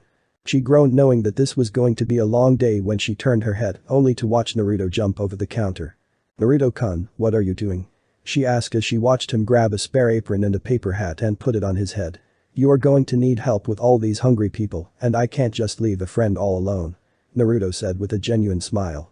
Am blushed and whispered out a thanks to him as they prepared for the small rush of new ninjas. They all came in and Am took their orders. She then yelled out, "Naruto-kun, 3 orders of miso, 2 orders of chicken, and 3 orders of pork." Naruto shouted back that he was on it and Am smiled at them before preparing their drinks. Everyone looked at each other puzzled upon hearing Naruto's voice in the back. When Naruto was finished he brought out the ramen and gave out the orders with a smile until Sasuke snorted and asked, "What's wrong, dope? Couldn't hack it as a ninja so you became a ramen chef?" Naruto just simply smiled at Sasuke and said, "Only the weak speak out so loudly, Sasuke, must you speak so loud?" Sasuke shut his mouth quickly and everyone laughed, even Am, who was giggling. When everyone was done they paid their tabs and left Am and Naruto alone again. They both worked quickly to pick up the dishes and went into the back to clean them. About halfway through the dishwashing, AM slipped on some water and let out a surprised yelp. Naruto rushed forward and caught AM only to slip on the water himself and land on his back with AM on top of him. Naruto looked up into AM's eyes and suddenly felt a feeling tugging at his heart. He blushed and AM looked down to see the position they were in. She blushed as well and picked herself up, and Naruto did the same. They quietly went back to washing the dishes until they were done. AM thanked Naruto for his help, and Naruto surprised her by leaning forward and planting a kiss on AM's cheek before telling her that it was his pleasure before running off back towards his home. Boy, did he have some questions for his sister. When Naruto got home, his head was swimming. He let his mind wander back to when AM fell on top of him. He just didn't understand what he was feeling. Was there something wrong with him? He sighed as he walked up the steps and went into his room. He sat on his bed and considered going to Anko, but then he stopped to think. Ever since she had become a jounin, she had let her unique side come out, and she was a little bit weird. The thought made him momentarily forget about his problems as he smiled, remembering all the memories he had with Anko. He let his mind wander to his 12th birthday. He was walking back home when he suddenly felt the presence of people following him. He knew that he was in danger because they villagers became the most vicious on this day towards him, because it was also the anniversary of the demon's attack. He tried to pick up his pace, but was blocked when a new group of people came out of the alley and blocked the path. He spun around, but saw that he had been surrounded. He looked up to the roofs for a safe place to jump, but saw that some hateful ninjas were prowling along the roofs, daring him to jump up. Naruto could feel himself getting nervous and got ready to unleash his wings. It was then that he felt a presence jumping at him. He got into a defensive stance, but gasped when he saw Anko land in front of him with a kunai in each hand. Anyone who wants to touch him is going to have to try to get through me. Anko said in a low growl that dared the people to even try and attack. The villagers screamed out that she had been brainwashed by the demon, but still weren't willing to try and fight her. And so they all grumbled and walked away. After that, Anko walked Naruto home and held a small party for him. Just between the two of them. Naruto's thoughts were cut short when he felt cold metal press itself against his throat. Naruto closed his eyes and cursed the fact that he let his guard down in his mind. Come now, little brother, you disappoint me with your lack of attention. Now I know something's on your mind, so don't try to get out of it. Tell me what's up. Anko said as she pulled her knife away from his neck and put it back in her pouch. She sat next to him and patiently waited for him to begin. Big sis, I have a problem, and I'm not sure exactly what it is or what I am supposed to do about it. You see, there's this girl I see every day, but every time I'm around her and we get close to each other, I feel my heartbeat quicken, and I feel this tugging in my heart. I get nervous and I am starting to think that there is something wrong with me. Naruto finished and looked at his sister with wide eyes, who was trying to hide her giggling with her mouth, which only made her giggle worse. What's so funny, sis? I don't understand. Is there something wrong with me? Naruto let this out a little louder than he had intended to, and it made Anko stop giggling right away. Anko let out a little cough trying to find the right words to say. First of all, there is nothing wrong with you. Every boy your age begins to get these feelings, and it's completely normal. I guess before I try to explain the more complicated things, I should first tell you what is going on with your body. Anko took a deep breath and cursed Iruka in her mind for not teaching the kids about these things in the academy. Anko took another deep breath and thought that telling this kid about growing up was harder than any mission she had ever done. She once again cursed Iruka in her mind before going on with the talk. Okay, Naruto, your body is beginning to go through a stage called puberty. In this stage in your life, your body will begin to undergo some drastic changes. Perhaps the most important, your body is going to begin to grow, you are going to get taller, and your body is going to conform itself to what it's going to look like until you get old and die. You are also going to begin to grow hair all over your body, especially on your chest and under your arms. Your voice is going to go through an awkward stage that will make your voice swing drastically from going very high-pitched to going to a very low-pitched. When this is over, your voice will be deeper, and it will be the voice that you have for the rest of your life. But this being said, she bit her bottom lip hard, feeling surprisingly uncomfortable with the things she was about to talk about. Okay, Naruto, what I am going to tell you next will seem embarrassing, but it is a very important thing for you to know. Anko then leaned into Naruto's ear and began to explain what his manhood was and what it did and what it would do during the stages of puberty. When she pulled back, Naruto had a shocked look on his face, and Anko was feeling very uncomfortable but knew that the next part would be the hardest, but that it would all go downhill from there. And so, she took another deep breath and chose her words to explain sex to her young brother. First of all, Naruto, you need to know that what I am about to explain to you should only be put into practice when you find someone you want to spend the rest of your life with. What I am about to tell you will explain how babies are brought into the world.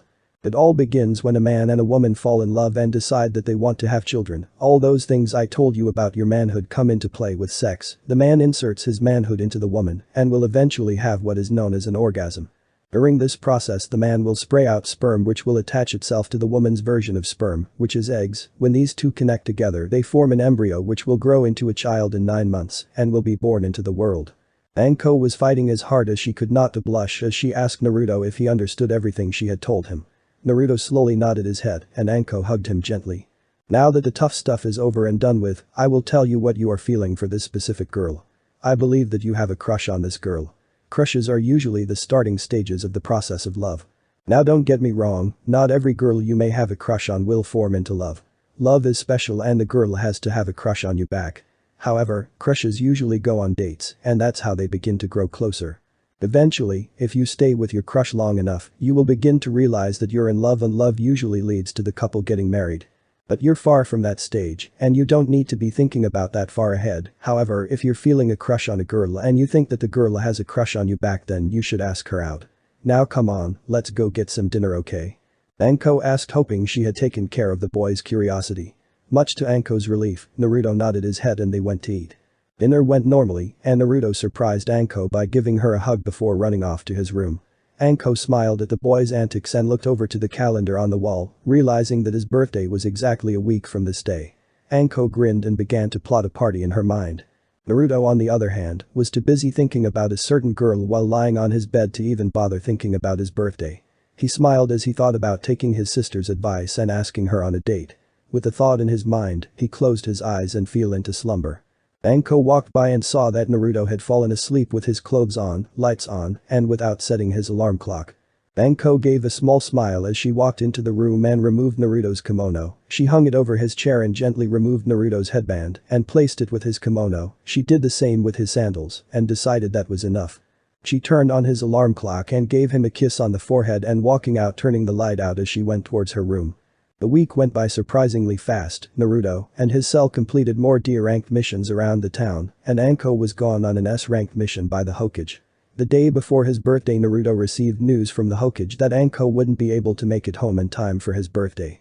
Naruto acted like he took the news well, but he was completely devastated that Anko wasn't going to be around. And so, Naruto decided to go to the Ichiraku ramen stand for dinner. AM came up and gave Naruto another hug and kiss on the cheek, which caused him to blush slightly. "Hey AM-chan," Naruto said without much energy as he sat down on his stool. The tone of Naruto's voice didn't go unheard, and AM was sitting next to Naruto asking him what was wrong. "Well, it's kinda silly, it's just my sis is on S-ranked mission, and she isn't going to be home for my birthday, and this will be the first one since we met all those years ago." Truly, Naruto was sad, but he held back his tears and tried to act like he was strong. AM reached out and gently hugged Naruto before leaning towards his ear and whispering to him, "I will see if daddy will let me hold your birthday party at my house." Naruto smiled at the girl and watched her skip away to go prepare him his favorite miso ramen and ask her father. When she brought the ramen back out to him, she winked and told him to be at her house at 3 p.m. and not to be late. She then winked and went back into the back to prepare more ramen to help satisfy Naruto's hunger. When Naruto was finished, he put his money on the table and called out to AM. Hearing his voice, AM came out and asked, "What's up, Naruto-kun?" Naruto looked at her and felt himself begin to panic. He had planned to ask her out after the birthday party, but now fear was starting to set in, and before he knew it, words were coming out of his mouth. "I just wanted to say thanks for deciding to throw me a last-minute party," and that he truly was thankful.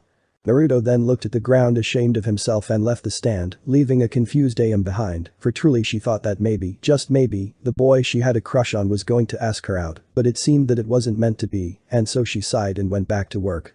When Naruto stepped inside of his house, he closed the door and banged the back of his head against it hard. Stupid Naruto. Really stupid. Naruto then sighed and decided to go take a shower and call it a day. He didn't really have that much else to do anyway. The day of the party. Naruto woke up at 9 in the morning and decided to train in the dojo a little bit. He yawned as he picked up his scrolls and decided to work on some of the jutsus he had created. Now, amongst the ninja who knew him, Naruto had a special talent for coming up with very useful jutsus. Naruto wanted to make sure to get them all down on scrolls so that he could teach them to someone else someday. And so, Naruto went to work on practicing some of his own techniques before deciding to end his training at 12 p.m. He went back to his home and took a shower. When he got out of the shower, he was using a towel to dry his hair and walked into his room butt naked, only to find Gabriel, Tobias, and another angel he had never seen before, who just happened to be a female. Naruto quickly placed the towel where it would cover his manhood, and it made all of the angels laugh, which only caused Naruto to blush more. You humans truly are fickle creatures, we are angels Naruto-kun, we see your soul, not your body. Gabriel said with a grin on his face. Naruto just simply nodded in understanding, but he sure as heck wasn't going to leave his manhood hanging out in the presence of a woman, even if it was an angel. Naruto quickly got into his clothes and put his kimono on over top of it before looking to the angels and speaking again. So, first of all, to what do I owe this pleasure Gabriel and Tobias, and second of all, who is your lady friend? Naruto sat on the edge of his bed and began to put on his sandals until Gabriel reached out a hand and stopped him. Well Naruto-kun, first of all I would like to introduce you to Alice, she is Tobias's right-hand lady as it were. Second, we are all here in celebration of your 13th birthday party and we come bearing gifts. With that being said, Tobias stepped forward and got to one knee holding out a scroll. To you Naruto-sama, I present this summoning scroll for phoenixes, all you have to do is bite down on your thumb and run your blood across the scroll, when this is finished I will show you how to summon in the dojo, but for now, let's finish up giving out the gifts. But that being said, Tobias placed a scroll next to an awestruck Naruto and stepped back allowing Alice to step in. To you Naruto-sama, I present this flute, its power is great indeed, for when you play this flute, you shall be able to summon down fire from the heavens to smite your enemies, be warned though. You can only use this ability once a day, and it shall only activate its power when you infuse it with chakra, other than that, you can play it just like any normal flute, so I suggest that you find someone who can teach you how to play. With that, Alice stepped back and Gabriel stepped forward.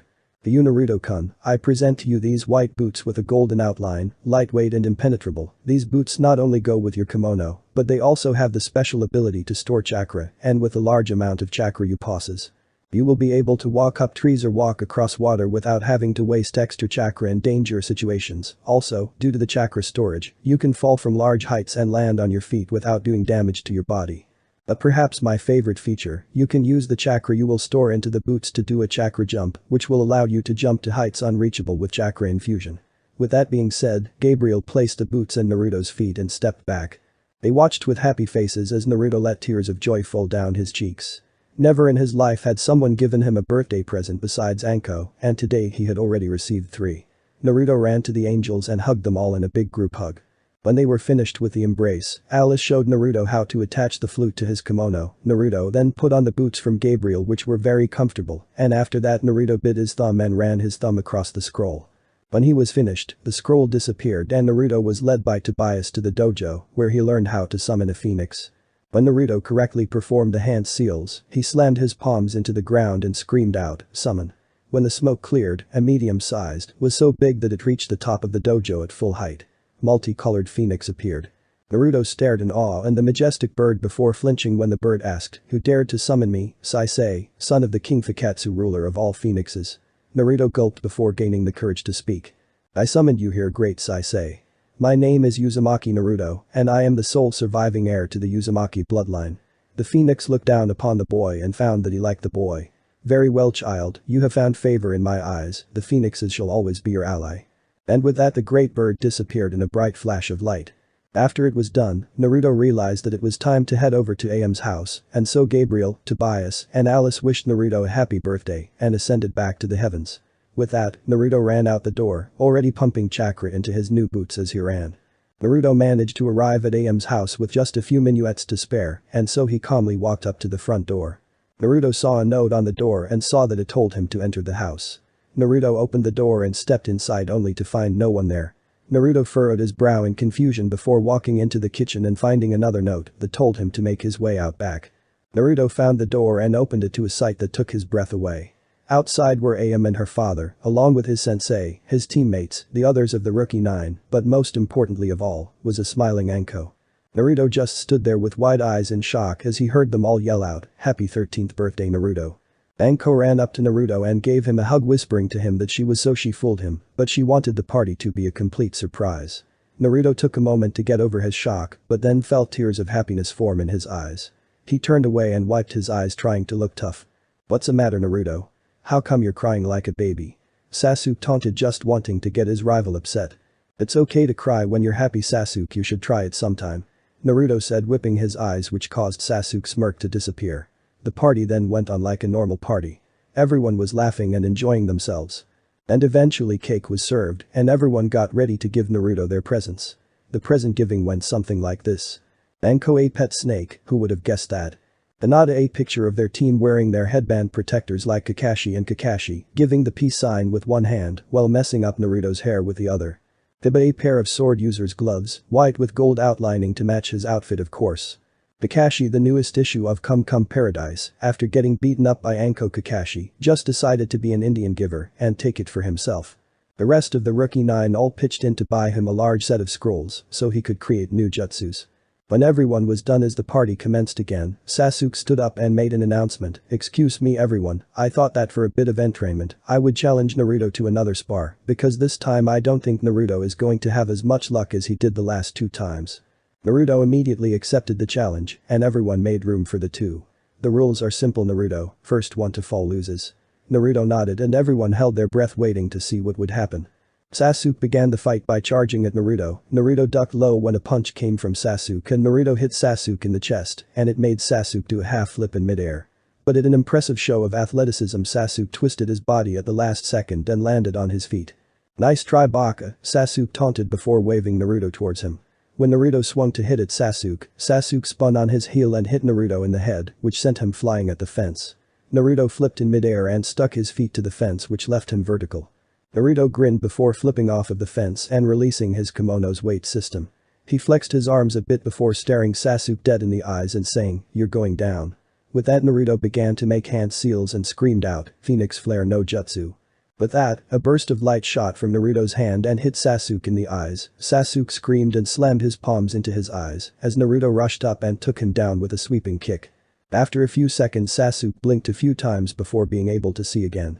He was Naruto standing there holding his hand out to help him up. Sasuke grumbled before taking his hand and getting up.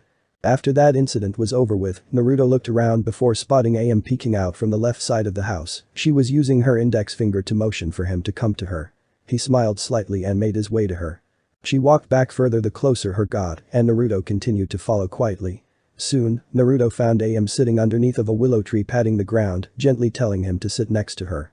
Naruto walked over and sat down, gently looking at her curiously. "Well, birthday boy, it seems that your birthday party is almost over and I have yet to give you my present." Naruto was about to ask what his present was when Am let one hand run through his hair as she leaned in and put her lips on his. Naruto's eyes widened in shock. This was his first kiss, and he had to say that he rather enjoyed the way it felt. Slowly, Naruto closed his eyes and gently began to kiss back. Am decided that he wasn't that good at kissing and that she would have to correct that little flaw. The thought made her blush as they broke apart for air. They looked into each other's eyes and were panting gently from the excitement of the moment. Slowly, Am let herself lean into his body and Naruto wrapped his arms around her, cuddling her up gently. Naruto just laid there for a while holding Am in his arms until he realized that she had fallen asleep against him.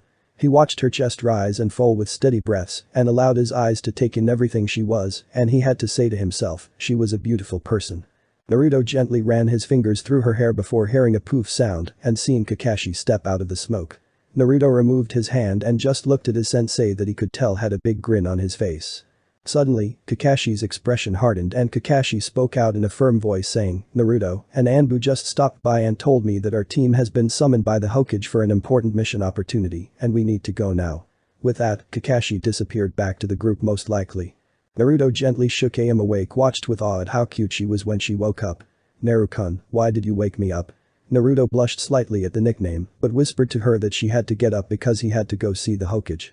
And so he gently helped her to her feet and they walked back out to the rest of the group, who was giving them coy smiles. Naruto simply cleared his throat before putting on the gloves that Kiba gave him, wanting to look his best for the Hokage. Anko told Naruto that she would take the rest of his presents home, and with that, Kakashi, Kiba, Hinata, and Naruto all made their way to the Hokage's office to receive a mission that would change their lives forever. Your mission will be a simple escort mission to the country hidden in the wave. This mission should endure for about a month's time. You will be protecting a bridge builder from most likely bandits while he completes a bridge that will link the wave to the rest of the villages. The third Hokage stated, calmly looking at the 4 ninjas in front of him. He was glad to see the eagerness in the children's eyes, but wasn't surprised to see the bored look on Kakashi's eyes. The third cleared his throat and a tall and half-drunken man stepped into the room. "Boy. You're sending these brats to protect me? The drunken man slurred out, which made Kiba, Hinata, and Naruto all scowl at the foolish man. Well, they may just be children, but they have a lot of potential, and I'm going to be there so nothing will go wrong. Kakashi said, scratching the back of his head, deciding that he didn't like the man that much. We may be kids, but we have more skill in our right thumbs than you have in your entire body, you stupid drunk. Kiba growled out and Akamaru barked in agreement. The man turned on Kiba and called him a shorty and told him to be respectful to his elders. Kiba was ready to fly off the handle, but Naruto and Hinata held him back. Kakashi decided that he needed to defuse the situation, so he told the kids that they would meet at the northern gate at 7 in the morning and that they shouldn't be late. After Kiba claimed down, they all left and the drunken man followed suit. Kakashi, there is something else I wish to ask of you. The third stated calmly, and it caught Kakashi's attention. You of course know of the Ichiraku ramen stand. Kakashi simply nodded, not sure where this was going.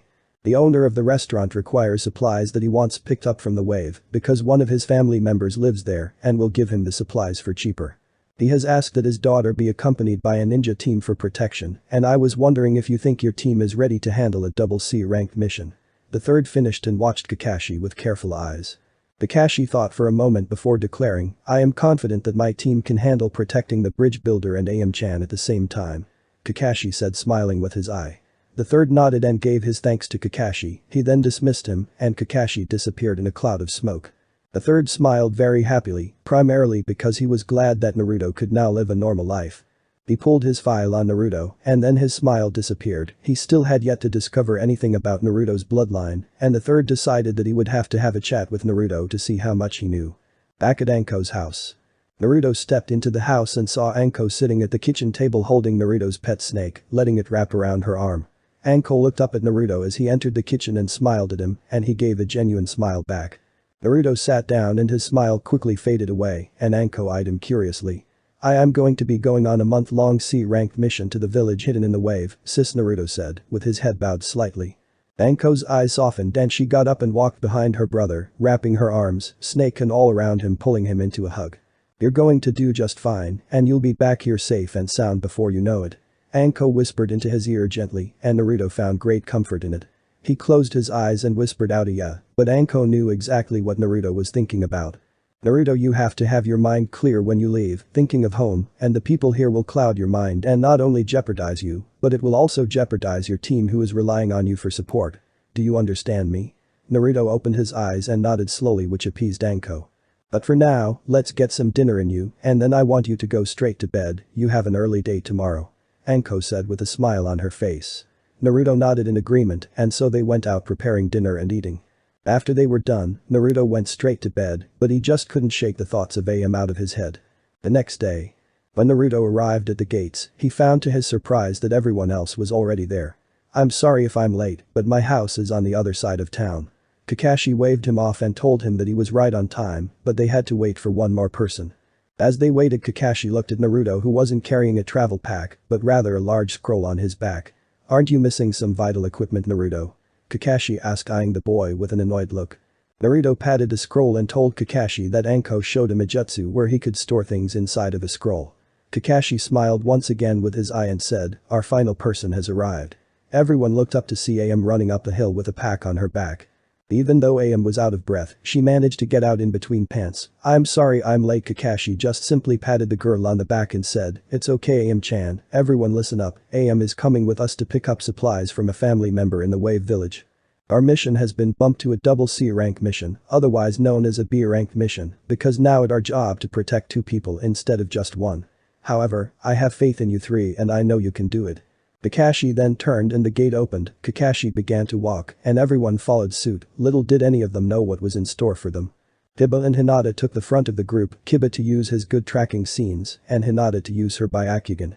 Kakashi and Tazuna took the center and Naruto and AM took the back. They walked in peaceful silence until they made their way to the boats. Kakashi paid for their tickets and they were all put on a small boat. They floated through the mist for a few hours and remained quiet under the orders of Kakashi because they were currently in mist-controlled territory. Eventually, they reached the foundation of the bridge and were amazed at its size. They all stepped off of the boat and made their way to the top of the bridge, where Tazuna said his people would be working on the bridge at this very moment. Suddenly, Akamaru began to whine and Kiba began to shake slightly. I smell blood, Kakashi-sensei, Kiba stuttered out, and judging from Kiba's reaction, he smelled a lot. They quickly and quietly reached the top, and the sight they saw required Naruto to put his hand of AM's mouth to keep from screaming. The workers' bodies were lying everywhere, all of them had been cut in half. Kakashi let his visible eye roam over the entire bridge before sensing danger. Everyone on the ground. Kakashi screamed out, and everyone went flat on their bellies with just enough time to watch a massive sword fly right past them and get stuck in a stabilizing beam of the bridge. Suddenly, a figure stepped out of the mist by the sword and pulled it out. Kakashi of the Sharingan I presume. The rough-looking figure asked, pulling the sword out of the beam. Zabuza, Demon of the Mist, and an S-rank missing nin in the bingo book if memory serves me right. Hinata, Kiba, Naruto, you three protect Azuna and AM, this man is in a league that you aren't ready to face. Kakashi said calmly as he pulled up his headband and revealed the Sharingan eye. Easy Kakashi, let's make this game a little bit more exciting, eh? Haku, come out of hiding, change of plans, I want you to kill the brats and take out the target, the other girl I leave to your digression, but if she's a threat, kill her. When Zabuza finished speaking, a boy stepped out of the mist that looked more like a girl. Yes, Zabuza-sama, as you wish. With those few words, the boy known as Haku calmly stepped towards the Kiba, Hinata, Naruto, Tazuna, and AM. Naruto stepped forward and said, Kiba, Hinata, I'm depending on you to protect Azuna and AM, please take care of her, and I'll deal with this punk. Before Naruto had even finished speaking, he had placed a large scroll on his back upon the ground and had removed the weight system from his kimono. Naruto's eyes wandered down to Haku's hands and saw to his horror that the boy was performing one-handed seals. Before Naruto could act, Haku screamed out, demonic ice mirrors no jutsu. And both boys were surrounded in a dome of ice mirrors. Naruto watched cautiously as Haku entered into the mirrors and saw that his image appeared on every mirror. Naruto went to reach for his sword but was reduced to letting out a pained scream as thick needles penetrated his skin all over his body. Naruto then began to try and pull the needles out, but it only resulted in more needles entering into his body. Naruto let out a horrible scream as he fell to his knees. Naruto could see Haku rushing for him and whispered, too fast, before Haku's fist hit Naruto square in the face, sending him crashing through the mirror and tumbling across the ground a few times before coming to a stop on his belly. Naruto groaned as he began to force his body to rise on his feet, but Haku came out of the mirrors and stood before Naruto pulling out some needles. AM screamed out to Naruto and ran forward with Hinata screaming out her name, not being able to reach out and stop her. Everything went dead quiet as the sickening sound of metal piercing skin ringed out through the air. Meanwhile, with Kakashi and Zabuza. Zabuza was in deep trouble, it seemed like every move he tried to perform, Kakashi was one step ahead of him. Zabuza then decided that it was time to use his sword instead of jutsus. Zabuza pulled off his sword and began to swing it at Kakashi. Kakashi began to dodge, but was too late to act when Zabuza kicked him in the chest, the force sent him flying into the water below. As Kakashi rose to the top, his eyes widened in shock when Zabuza appeared behind him doing hand seals before saying, water prison no jutsu. But that, Kakashi was stuck inside of a bowl of water, and Zabuza said with a sneer on his face, now you can listen as my student rips your students into pieces. No sooner had Zabuza finished speaking, did screams fill the air, followed by the sound of metal piercing skin and a deathly silence. Back with everyone else. Naruto got to his knees and looked up to see AM standing in front of him with her arms stretched out as far as they could. Naruto's eyes went wide with fear and shock as he saw needles sticking through random parts of her body, including her neck. Naruto could only gasp, and AM turned her head slightly and said, Naruto, I love you, please don't die, and with those words, AM fell into Naruto's arms and went limp. Oh god, please no. No. AM, stay with me. Please. AM, wake up. Oh god, please AM, wake up. Please, oh god, don't leave me behind. AM. Naruto wailed out in pure agony as his body hunched over the body of the girl in his arms. That wouldn't have killed a ninja, however, it was more than enough to kill a civilian like her. But she was courageous and she died a brave death. Truly she would have made a fine ninja, Haku began, but was stopped by fear when he felt killer intent flowing off of the boy in front of him, like nothing he had ever felt before. I will take the life of the boy who took her life away, just give me your body, and I will destroy him, the great Kyuubi said from the deep confines of his prison. Naruto only thought for a moment before saying, take his life, do whatever you have to do, you stupid fox. With those words, Naruto began to change, his claws and teeth sharpened and enlarged, and his eyes became yellow slits. The Kyuubi was free, and he only had one thought in his mind, to destroy the boy in front of him who was shaking in fear. Back with Kakashi and Zabuza. Kakashi closed his eyes tightly and balled his hands into tight fists and shook with sorrow at the sound of his students' wails of sorrow. Zabuza simply chuckled and said, "Your pain has only just begun, Kakashi." But then, Zabuza and Kakashi both felt shock hit their systems at full force when they felt demonic power rising off of the bridge. "Naruto no," Kakashi whispered in fear, thinking that he may have lost one of his students in darkness forever. But everyone else. You took her away, my happiness, my reason for living. You snatched her life away. Now you will suffer for what you've done," Naruto Kyuubi said, with hate dripping off of every word. But that being said, Naruto Kyuubi rushed forward at amazing speed and grasped the boy by his face and slammed his body down into the ground. Kiba grabbed Hinata and pressed her against his chest so she wouldn't have to watch as Naruto lifted up Haku and slammed him back down into the ground over and over again. Kiba didn't understand what could have caused this sudden change in Naruto's power. Kiba began to think that it was his bloodline limit, but he knew that whatever it was, Naruto was going to take that boy's life if his onslaught continued. Soon, Naruto Kyuubi finished slamming the boy into the ground and dragged him by his face to the edge of the bridge and lifted his body over the edge. Zabuza and Kakashi watched in horror as it seemed that Haku was about to meet a terrible end. In the heavens. The struggle had been going on between a frantic Tobias and a calm Gabriel who had been holding him back. Tobias. "I couldn't let you go before because we had to wait until the most dire need arose, you know that, but now, I am going to release you. Now go, Tobias, go now and save Naruto before the Kyuubi and the darkness consume him whole." With that, Gabriel let go of Tobias and Tobias flew down towards earth as fast as he possibly could. Just as Naruto Kyuubi was about to drop Haku off of the bridge towards his death, Tobias entered into Naruto through his clan seal and pushed the Kyuubi back into his cage. The killer intent faded away and was replaced by a feeling of calm power. Hinata tried to use her Byakugan, but she immediately cut it off and clutched at her eyes, screaming in pain. "Hinata. What's wrong?" Kiba cried out in surprise as he knelt by Hinata's side, pulling her into a protective embrace. "His chakra, it's changed. It's so bright. It's as if the sun itself was his chakra." Hinata whispered out as she slowly regained her sight. They watched in awe as Naruto set down Haku and said, "You took Aem's life, but shedding your blood coldly would be below me. However, you can watch as I take down your master in front of your helpless eyes, in that way you will feel my pain." With that, Naruto jumped off of the bridge and landed on the water with a strange calm power pulsing over him. Zabuza smiled with evil glee as he formed a water clone and sent it at Naruto. Tobias took out his sword and activated it. The clone pulled out the giant sword and swung down to cut the boy in half. Naruto Kyuubi grasped the sword with both hands and stopped the blade in a parry movie. The clone continued its onslaught of attacks, and Naruto was forced to remain in a defensive position. He decided that he really needed to learn how to handle the sword correctly. The clone suddenly disappeared, which caused Naruto to look at the real Zabuza with careful eyes. "Your sword skills suck. You disappoint me, boy, as does Haku, to think that he would lose to someone as pitiful as you. It's a good thing he killed that little girl, otherwise I might have had some fun with her before ending her pitiful existence." Naruto lowered his head and put away the sword. Zabuza laughed, figuring the boy had admitted defeat, but was quickly shut up when Naruto lifted his head and said, "You are going to die." Naruto then rushed at Zabuza at a speed only obtainable through his bloodline. To put it in perspective, his new power made Kakashi look like he was as slow as a turtle. Naruto performed an uppercut that caught Zabuza square in the chin. Zabuza flew straight up in the air, which released Kakashi from the prison. Naruto was amazed, he could feel his power growing with each passing second and he intended to use its power to his full extent. "Naruto-sama, let me enter your mind and I will show you how to perform new jutsus with your angelic chakra."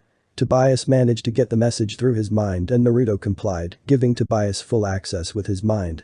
Naruto closed his eyes and began to perform one-handed seals with each hand. It was amazing, and it was as if his body knew how to do this all along. When Naruto finished his seals, he said, "Forbidden angelic hearts. Kageaki Taiyu, shining sun, blast no jutsu." With that, Naruto shot a beam of light from his hand and it pierced Zabuza clean through before he could hit the water. When it was all said and done, Zabuza hit the water and began to sink, but his body was grabbed by Kakashi. With Zabuza over his shoulders, Kakashi followed Naruto back up to the bridge. Kakashi set Zabuza down and walked over to Haku, while Naruto ran up to Aem's body and fell on his knees shedding tears. He fell onto her body and cried miserably as he put his head on her chest. Suddenly, Naruto gasped and placed his ear completely against Aem's chest. It was small, but she still had a heartbeat. Aem was still alive. Naruto spun and screamed out, "Hinata. I need your help. Hurry. We can still save Aem." Hinata gently untangled herself from Kiba and ran up to Naruto by Aem's side. She knelt down and asked, "What do I need to do, Naruto?" Naruto thought for a moment before asking her to open up the Byakugan, and she complied, making a point to only look at Aem. She followed AM's chakra system and saw the points where the needles put her in a death-like trance. Hinata gently got to work and pulled out the needles one by one. When she was done, AM arched her back and let out a gasp of air. Naruto immediately pulled AM into an embrace and held her tightly, whispering out how he thought he had lost her, and he let tears fall down his face as he said over and over again, "I'm so sorry for not protecting you, AM-chan." AM sat herself up and hugged Naruto into her, whispering into his ear, "It's okay, you have nothing to be sorry for, I love you so much, Naruto-kun." Naruto grasped onto her tighter and whispered back, "I love you too, AM-chan, and I promise from this day forward to protect you always. That is my way of the ninja." And so, Naruto and AM continued to hold each other in a loving embrace, but it wasn't meant to last, as Zabuza groaned and got to his feet, a hole gaping in his right shoulder. Kakashi got in front of his students and prepared for another battle, but allowed himself to relax a little bit when Zabuza held up his left hand, asking him to stop. Your boy's aim may suck if he was trying to deal a death blow, but he managed to get the job done. My right arm is useless in this state. With that, Zabuza walked over to Haku and knelt by his side.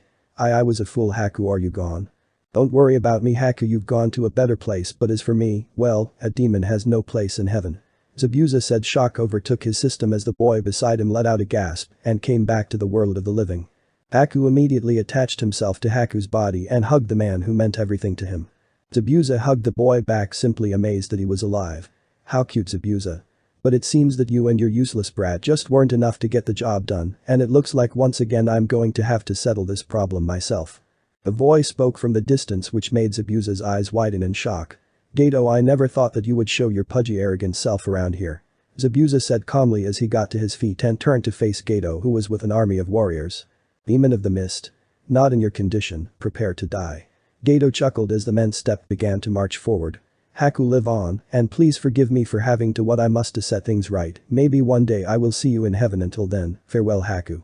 With that, Zabuza put his sword in his left hand and leapt next to Gato. The soldiers stabbed their weapons all over Zabuza's body, but it mattered not, for Zabuza completed his mission by claiming the head of Gato before he fell and died from his wounds.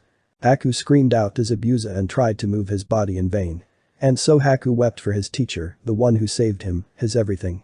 Naruto went to Haku's side and said, I am sorry for all that has happened, but I promise with the power given to me by my bloodline limit that I will avenge your master's death. With that, Naruto walked towards the army and pulled out a scroll. Naruto bit into his thumb and slid his blood across the scroll. He then performed the necessary hand seals and screamed out, summon. The army shrunk back in fear as a white phoenix with blue-tipped feathers appeared and landed on the bridge, staring the army down. The phoenix was quite large. Naruto knew that it had to be 3 times the size of his first summon, and then it hit him that he had summoned the king of all phoenixes. The phoenix looked down upon the terrified army before saying, I am Fikatsu, king of all the phoenixes, and I have come to a decision. You have all been judged evil in my eyes, prepare to die. With that, the gigantic phoenix began to flap its huge wings, which caused the feathers to fall off and fly down on the people below like a rain of needles. By the time the needles stopped falling, the entire army had already been decimated and not one was left alive. Fikatsu simply watched as Haku finally managed to get onto his feet and stumbled over to Zabuza's corpse. Haku fell to his knees and cried over his falling master. The giant phoenix stared at the fallen man for a moment before saying, this man did much evil in his lifetime, however, when his life was at an end, he was willing to give it all just to set things right and protect this boy. I have come to a decision. This man has been judged good and as such he will be given new life. With that, the great phoenix shed a few tears which landed upon Zabuza's corpse. Fikatsu then simply spread out his wings and flew back up to the heavens. When Fikatsu was out of sight, Zabuza arched his back and gasped in air, his eyes wide as they could possibly be. After huffing and puffing a few times, Zabuza stared with confused eyes at Haku, who simply threw himself against Zabuza and hugged him tightly, crying his eyes out. You've been given new life, Zabuza. How would you like to use this life in service of the leaf and become one of our own? Kakashi asked, looking at the man with his regular eye, once again putting his forehead protector back into its original place. Zabuza looked at Haku before looking back up on Kakashi and saying, for your help and compassion, not only will Haku and I help you complete this mission, we will return with you and ask to become official ninjas of Konoha. Zabuza said, giving his best effort at a smile which turned out to be a smirk. Kakashi smiled with his eye before turning curiously to look at Naruto. Naruto, this is the first time your bloodline limit is activated, and now I will explain to you exactly what it does. First of all, your chakra has been supercharged. This makes it much more powerful, but now you are going to have to learn how to control it all over again. Second, every jutsu that you use while an angel is inside of you will be archived into your subconscious, and you will be able to use them at will. However, be warned, your power with these techniques will not be nearly as powerful as they were when I was inside of you. But you are still strong, Naruto-sama. Train with your sensei and learn how to master your chakra, and at your level, you could become a mid-level Chunin rank. But don't get ahead of yourself, that is going to take you quite some time. But sadly for now, Naruto-sama, our time is up and now it is time for you to rest. With that rather basic explanation of Naruto's bloodline limit, Tobias left Naruto's body and Naruto felt instant battle fatigue. Naruto began to fall but found himself caught in the arms of a panicked AM as she lowered herself to the ground with him using her body as support for his. The last thing Naruto heard was Kakashi telling AM that he was just battle fatigued, that he would be fine with rest before sleep overtook him. I also want to take this moment to thank everyone who has reviewed. You guys are amazing. I believe that this story is at 166 reviews. Thanks for all the reviews and keep it up. Once again, thanks for being patient, and now on with the show. Naruto groaned as he opened his eyes, only to shut them tightly at seeing the blinding light of the sun. He sat up and quickly rubbed his eyes as he scanned the room he was in. Suddenly memories of what happened the last time he was conscious flooded his mind. Naruto quickly jumped out of the bed and looked down to see that he was in PJ pants with no shirt on. He looked around and found his clothes in a neat pile on a chair next to the door. Naruto sighed as he made his way to the clothes. Just as he was about to reach for them, his ninja sense kicked in as he heard someone approaching the door. He grabbed his sword and hid behind the door. The door slowly creaked open, and he heard a vaguely familiar voice let out a gasp before screaming out, "He's gone. He's not in his room." Naruto tensed as he heard the sound of many feet running up the steps and towards his room. He prepared himself as several figures rushed into the room. Naruto leapt and activated his sword as he came down upon the tallest member of the group. The said person turned and gasped as Naruto prepared to strike. Naruto's mind went into overdrive as he realized that the person he was about to strike down was none other than AM, the girl he loved. At the last second he turned his body and rolled across the ground before slamming into the wall unceremoniously. The sword deactivated as Naruto rubbed his now sore head. AM was by his side in a minute, placing his head on her lap and looking down at him concerned. This course of action made Naruto blush as he stuttered out, "Hey AM, it's fine, I'm okay." Naruto slowly sat up and turned to look at AM, only to have a hand driven into his cheek very roughly. Naruto held his cheek and looked to see AM standing over him with tears in her eyes. You idiot. You had me so worried, don't ever do anything crazy like that again."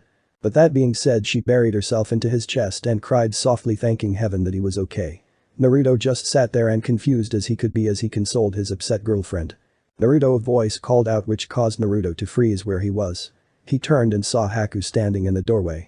Naruto gently let go of AM and was on his feet in an instant, staring the boy down. Everyone watched nervously as the tension in the room grew to strangling levels. "Haku, I apologize for going berserk on you, I pray you are in good health." Everyone let out the breath they were holding as the tension instantly dissipated. "No Naruto, it is I who most apologize, I almost took away the life of the one you loved." Naruto simply waved his hand and said, "It's fine, you didn't kill AM, so no harm no foul, right?" Haku started at the boy, and though incredible to be able to forgive just like that, just how powerful are you Naruto? Well, it looks like you're finally up and at hey Naruto," Kakashi said with his usually lazy persona in place. Naruto looked to his sensei and smiled before giving a small nod.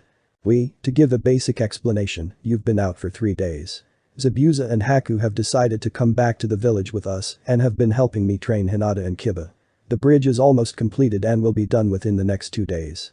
As soon as the bridge is done, we will be heading home," Kakashi said as he did his infamous one-eye smile. Naruto nodded again and helped AM onto her feet. It was at the moment she noticed that Naruto was not wearing a shirt and blushed heavily. Naruto noticed the blush and looked down at his bare upper body. I think I better get dressed," Naruto said while scratching the back of his head sheepishly. Everyone nodded and left the room except for AM. Naruto noticed that AM had a strange look on her face. "What's wrong AM-chan?" With that, AM flung herself onto Naruto again and locked her lips with his. Naruto's eyes widened in surprise as he caught her. He quickly regained his composure and kissed her back softly as he closed his eyes. AM broke the kiss and buried herself in his chest whispering, "I don't want to lose you Naruto, promise me, I won't lose you Naruto." Naruto grabbed her cheeks gently and looked her straight in her eyes as he said, "I'll never give up and you're not going to lose me anytime soon. I promise you AM."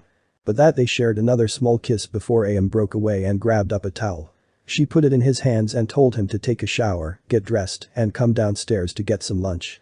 Naruto watched AM walk out of the room with a small smile on his face. Naruto waited until AM closed the door behind her before picking up his clothes and taking them into the bathroom with a towel.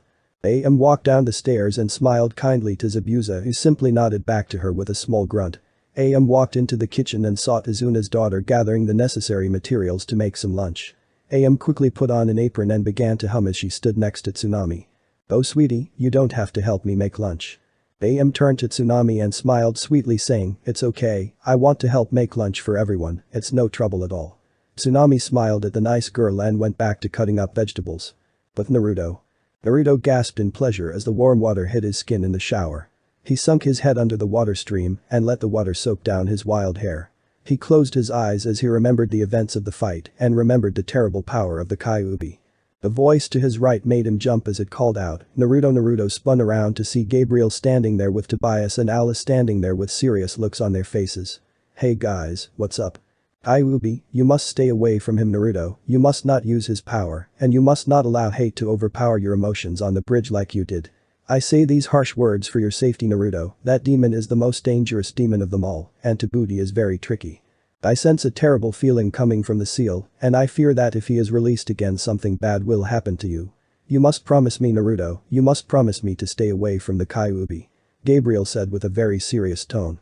Naruto nodded and looked guilty at the fact that he let himself fall into senseless rage. Gabriel saw this and said, "Naruto, listen to me. Your acts, although foolish, were honorable. You simply wanted to protect the people you love. And although you almost fell into hate and despair, we managed to pull you out just in the nick of time, so basically, don't beat yourself up. Now that you know not to make the same mistake again, you learn from the incident and move on." Naruto gave a small smile and nodded again before seeing someone small hiding behind Gabriel, Tobias, and Alice.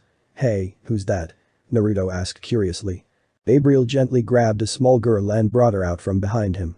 "This is Alexis, she is the most intelligent angel and is responsible for information gathering and a few other unmentionable things." The girl bowed slightly and Naruto did the same, letting the water pelt down his back. "To keep this short as to not raise the suspicions of your friends, the Chunin exams are coming up for the ninja villages and you are going to need training. I already know that your teammates are going to train with their families and that your sensei is going to be helping train the Uchiha child who just recently activated his Sharingan bloodline limit," Alexa said before taking a breath and continuing. "We wish to take you on a training trip to teach you some skills to help make you stronger, as well as teach you absolutely perfect chakra control, strength conditioning, and speed conditioning." Alexis finished speaking and Naruto's mouth was hanging open. Sure, the training will be awesome, but I have only one request," Naruto said, watching as all eyes turned on him. "I want my sis to come with me, and I want her to be able to see you all. I consider her part of my family, I think she should be able to see you guys as well." The angels all seemed to flinch and turn to each other, talking in a huddle. Naruto watched anxiously as the angels talked. Before long they all turned to Naruto, and Tobias said, "We need to go discuss this with our superiors, we will give you our decision before you step foot back into Konoha." Naruto nodded and waved goodbye as the four angels disappeared. Naruto quickly finished his shower and dried himself off. Just as he finished getting dressed, a knock came at his door and Kiba let himself in. "Hey Naruto, lunch is ready, so get your butt in gear." Naruto came out of the bathroom and followed Kiba down into the dining area. Naruto saw everyone waiting for him and scratched the back of his head sheepishly. "Sorry guys, I got a bit distracted." Everyone waved him off and both AM and Tsunami both said, "It's okay, we just finished getting it ready."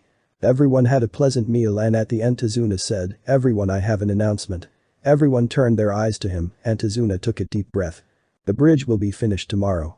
We are so close to accomplishing our dreams and we owe it all to you brave ninjas who took on a job that was above you and rose to the occasion. And you young man," Tazuna said pointing to Naruto. "When all hope seemed lost you summoned that giant phoenix and brought back our hope. Because of this I am going to name the bridge the Great Naruto Bridge." But that declaration AM squealed and latched herself onto Naruto. Everyone else smiled and nodded and some clapped. While Naruto simply kept his head down. "Stop," Naruto said softly, but the tone of his voice was felt by all, and everyone stopped what they were doing and started at him. Naruto unlatched himself from AM and got up out of his chair, his face still hidden by his bangs. "Don't name your bridge after me," who showed that deep down inside he is a monster. The entire room was silent until a loud slap echoed across the walls. Naruto looked at AM in shock as tears streamed down both of their faces. "Don't you ever call yourself a monster again, or I swear that I will never speak to you again, Uzumaki Naruto. You fought with your entire heart and saved these people, you are not a monster. you are a hero." After speaking her piece, AM slammed herself back into his chest and wept. Naruto held her close, whispering over and over again that he was sorry. "She's right, you know, Naruto, don't beat yourself up over the small details, you have to see the whole picture. Remember, a ninja sees underneath the underneath," Kakashi said with his one-eye smile. Everyone agreed, and with that being said, lunch was cleaned up. The next day was very uneventful. The Great Naruto Bridge was completed and hope was once again restored to the Wave Country. The very next day, Team 7 along with Zabuza and Haku made their way home. The last night of camping before they would reach Konoha, Gabriel, Tobias, Alice and Alexis came to Naruto while he was on first guard duty shift. "Naruto, we have made our decision." Naruto slowly got to his feet and turned to look at the four angels. Naruto waited anxiously, wanting to know what their choice was. Gabriel took a step forward and took a deep breath. "After deliberating with our superiors, we have decided that we are going to give your sister the ability to see us." Naruto smiled and bowed to them, thankful for their service. The angels immediately took on a somber attitude again, which took Naruto by surprise. "Naruto, I have to warn you that your training will be more intense than anything you have ever experienced before. But before we get to that, it's time that we all went to have a talk with your inner demon." Before Naruto could say anything, Gabriel surged forward and placed his hands on Naruto's head. The next thing Naruto knew, he was standing in front of the massive cage of the Kyuubi. Naruto began to shake and fried as the giant demon came into view and looked down at him. "Foolish little boy, coming to my lair and getting so close, time to die," the Kyuubi said as he brought forth a massive paw and took a swung at Naruto. Naruto closed his eyes waiting for death, but the blow never came. When Naruto opened his eyes, he saw that the paw had caused a massive indentation where he had moments ago been standing. Naruto looked up to see Gabriel standing behind him with a hand on his shoulder. "Don't be scared, Naruto, we are here with you," Gabriel said as Tobias, Alice and Alexia came into view. "Ah, Gabriel-san, how nice of you to join us with your ragtag group of pathetic angels," the Kyuubi said, chuckling darkly. Gabriel took a step forward and boldly said, "Don't talk back to me, you wretch demon, lest I send you back to hell where you belong." Kyuubi chuckled again before saying, "Gabriel-san, there is no need to be spreading empty threats. We both know that if you destroy me that your precious would-be warrior dies along with me. So listen and listen well, Gabriel, because I'm only going to say this once. You will not succeed in your goals for this child. I will break free and I will take this body for my own." In an instant all four angels exploded with energy, which made the Kyuubi retreat back rather into his cage. All four angels spoke at once in loud commanding voices as they said, "You shall do no such thing." Gabriel looked to Alexis and said, "Do it now."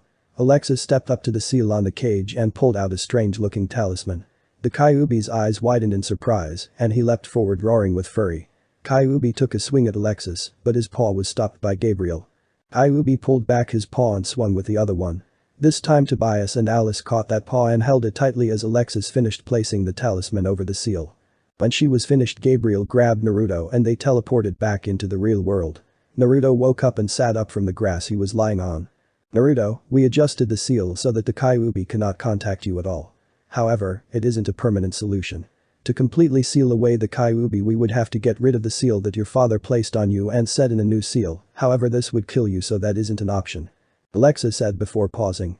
"We will be back into contact with you when you arrive at your house, at that point in time we will make it so that your sister can see us." Naruto nodded then bowed to the angels. They bowed back and disappeared just as Kiba came to take over guard duty. Naruto went back to his tent and got inside. As soon as his body hit his sleeping bag, he fell asleep. The rest of the trip was uneventful until they reached Konoha. Everyone sighed in relief, glad to be home. However, their relief was short-lived as several Anbu leapt down around them with weapons drawn. The Anbu wearing a bear mask came forward and said, "Care to tell us why you have an unknown boy and an S-rank missing ninja in your company, Kakashi-san?" Everyone was tense until Kakashi rubbed the back of his head sheepishly and said, "Oops, guess I forget to send a message ahead to the Hokage." Everyone's sweat dropped as until the bear-masked Anbu compassed himself. "We will escort you all to the Hokage Manor, Kakashi-san." Kakashi nodded and followed the Anbu as they began to march to the gates. Everyone followed close behind and couldn't help but notice the extra Anbu around Zabuza and Haku. They eventually made it to the Hokage Manor and were led inside where the Hokage was waiting with Anbu guards all around him. "What is the meaning of this, Kakashi? Why have you brought missing ninja into our village?" Kakashi explained everything that happened, and when he was done the Hokage seemed pleased with his explanation. "Well, you are all free to go except for you, Zabuza and Haku, you need to come with me into my office." The Anbu immediately began to protest but were stopped when the Hokage simply raised his hand. "I will be fine, trust me." The Anbu looked wary but knew that the Hokage was not a pushover, so they allowed the two missing ninjas to enter the office with the Hokage. Everyone in Team 7 along with AM said their goodbyes and went their separate ways. Naruto rushed home hoping that Anko would be home so he could see her. Naruto entered into his room and immediately noticed that something was wrong. Naruto pulled out his sword and began to quietly stalk through the house, feeling a terrible sense of danger filling the house. As Naruto continued to creep around the house, he felt a presence above him. Naruto tensed as the presence silently leapt down behind him and applied a kunai to his throat. "You must be tired from your long journey to be so easily caught, Naruto-kun," Anko said with a sadistic smile on her face as she brought up the kunai to his cheek and cut it softly as she licked the blood away. Naruto shivered as he felt her tongue on his skin. Naruto remembered how Anko used to be crazy with her bloodlust but had managed to tone it down some. However, when she was in the mood, she was in the mood for blood and it made her very feisty. Naruto tapped his sword against her stomach to make the point that he didn't miss her. She smiled and pulled him around into a fierce hug. "I missed you, little bro, stuff has been boring without you around." Naruto continued to hug his sister as he said, "Same here sis, has the old man not been giving you any exciting missions since I've been gone?" Anko pulled away and pouted saying, "No, the old fart only gave me one mission and it was far too easy." Naruto sighed and shook his head at his crazy sister's antics. Naruto tensed as he felt the presence of the angels in the room and looked to see them standing in the corner. Gabriel did a few hand seals before saying, "Anko." Anko looked over to the four beings and had her kunai in an attacking position. "Who the hell are you?" Anko growled out as she pulled Naruto behind her protectively. Gabriel chuckled and said, "It's nice to see that Naruto was left in the hands of such a caring guardian." Naruto saw Anko relax slightly and he took the time to explain. "Big sis, this is Gabriel, Tobias, Alice, and Alexia. They are the angels that I have met so far. They have decided to train me for the upcoming Chunin exams that I believe Kakashi-sensei is going to be placing us in.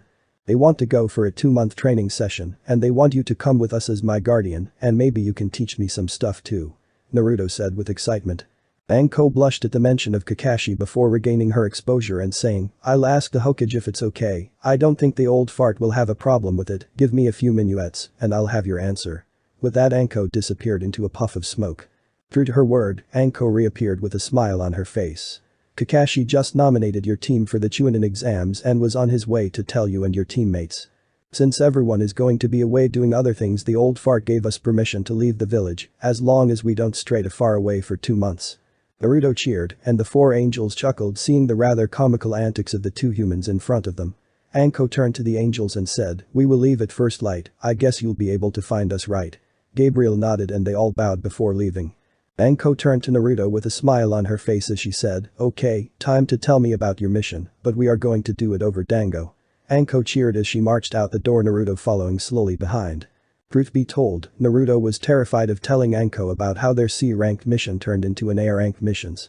He was afraid that his big sister was going to go on the warpath and destroy anything in her path to reach Kakashi. They both sat down at the Dango restaurant and ordered their food. "So Naruto-kun, tell me about what happened on your big bad C-ranked mission." Naruto's sweat dropped slightly and said, "Well, you see sis, that's the funny thing, it turns out that our employer withheld some information. You see, because of the poverty of the wave country, he couldn't afford to pay the actual rank of the mission. It turns out that a powerful businessman named Gatu wanted him dead and hired some powerful ninja to exterminate the old man. After all was said and done, the mission turned out to be an A-ranked one." The booth went deadly silent as Anko had her head bent down so that her hair was covering her eyes. Suddenly Anko got to her feet and placed some money near him. "Naruto-kun, enjoy the dango and please bring some home for me, I have some business I have to take care of that I forgot about." But that being said, she quietly left the restaurant and Naruto knew that meant that destruction and chaos was soon to follow in his sister's wake. He just prayed that Kakashi could hold his own against the hurricane or wrath that was an angry Anko.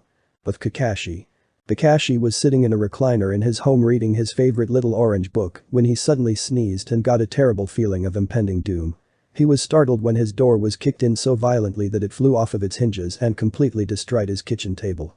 He leaned forward and his visible eye widened in fear as he saw Anko standing in the doorway, her eyes covered by her bangs and waves of anger and bloodlust radiating off of her. "An A-ranked mission for 3 genin and 1 jounin, are you just plain stupid or are you so proud that you can't even call for backup? How dare you put my brother in such unnecessary danger?" Anko asked in a dangerous calm voice. "Anko-san, don't worry, the situation was under complete control. If I had believed that the situation had gotten out of my team's control, then I would have immediately called for backup. I knew that my team was skilled enough to pull off this mission, and I was correct. Anko immediately began to shake as she rushed forward and attempted to slam her fist into his head, however it was caught softly by his hand. She pulled free and began to slam her fists into his chest as hard as she could as she cried out, "You baka, he could have died. I don't know what I would do without him." But that rare emotional outburst, Anko fell into Kakashi's chest and began to sob. Kakashi held her close and whispered words of comfort into her ear as he stroked her back gently. When she was finished crying, she grabbed onto his shoulders tightly and slammed her knee into his crotch. Kakashi doubled over in pain, and Anko said, "Thank you for consoling me, Kakashi-san, consider yourself lucky, because if you put my little brother into harm's way like that again, I am going to kill you." With that, she blew him a small kiss and walked out the door. Kakashi picked himself off the ground and said, "Troublesome feisty woman." Somewhere off in the hills of Konoha, a lone cloud watching Genin sneezed. Anko made her way home and found a worried Naruto waiting for her at the kitchen table. "You didn't kill him, did you?" Anko laughed and said, "No, I didn't kill him, Naru-kun." She looked at the kitchen table and smiled to see hot dango waiting for her on a plate, along with a bottle of chilled sake. Anko thought, this kid is so amazing, he is going to grow up to become a great man. Anko sat down and began to eat as they both chatted happily about the upcoming training. When Anko had finished eating, he helped her clean up the dishes and they both went to bed. Once again, true to her word, Anko got Naruto up as the first light pierced the sky. Naruto gathered up everything he needed and they both made their way towards the southern gate. When they arrived, a Chunin leapt down and Anko showed him their pass. The Chunin bowed to Anko and waved up for his partner to open the gate. The gate's creak to life opened up to reveal a luscious forest. Anko took the first steps forward and Naruto followed close behind her. The two traveled for about an hour and a half before they came into a nice clearing. "We camp and practice here," Anko said as she set her back down. Naruto did the same and took the time to get a good look at his surroundings. He knew that that was one of the most important things a ninja could do when entering a new area. "Okay, Naruto-kun, since it seems our friends haven't shown up yet, I'm going to take this opportunity to teach you a very nice ninjutsu. It's called Kakugai no Jutsu, Final Deception Jutsu, but before you can perform this jutsu, you are going to have to sign this," Anko said as she handed a scroll to Naruto. Naruto took the scroll gently and opened it. He gasped when he realized that it was the scroll for the snake summoning. He looked to see that only 2 names were on the scroll. His big sisters and Orochimaru's. Naruto crumpled the scroll slightly, seeing the name of the person that had hurt his sister so much. Naruto quickly signed the scroll in his blood and handed the scroll back to Anko. She gave him a bittersweet smile, knowing he had seen the name of the person who had broken her heart. "We will get him, sis, one day he will pay." She nodded as her smile turned into a sadistic one as she said, "Time to begin training." Anko quickly went through some hand seals and whispered out her jutsu. Suddenly Naruto saw Am coming out of the forest naked as the day she was born. "Naru-kun, I want you." Naruto immediately blushed and looked away, saying, "Hey Am, what are you doing?" Am continued to walk forward and asked, "What's the matter, Naruto, don't you find me attractive?" Naruto turned back and went to reach for her when suddenly there was a bright flash and he found himself covered in poison snakes. "Did you like it, Naruto? This genjutsu has left you in a give up or die situation, so you can see how useful it is," Anko said with a small smile on her face as she called her snakes off of him. After experiencing the jutsu, Naruto took quickly to mastering it. The hardest part was being able to focus his eyes so that he could catch the person in the jutsu. But soon enough he caught Anko in it and whatever she saw left her in a daze. Just before Naruto was able to ask Anko what was wrong, Gabriel, Tobias, Alice, and Alexia appeared in the clearing. Alexa stepped forward and said, "Naruto-sama, let's not waste any time, we have a lot to do and not a lot of time to do it in." But that being said, Alexa stepped forward and touched his kimono. Naruto let out an ack sound as he fell to the ground with a heavy thud. "I have increased your weight to 4 times your current weight. For the next 2 weeks we are going to focus on getting your speed and stealth skills increased, and we are also going to get your chakra level to almost complete perfection." Naruto groaned as he got to his feet and Anko had her concerns. "I'm not trying to challenge your authority, but isn't this a bit of overkill?" Alexis turned to Anko and bowed before saying, "With all due respect, Anko-san, with the amount of dangerous people in the world, there isn't a limit to the amount of training we could give him so that he would be prepared."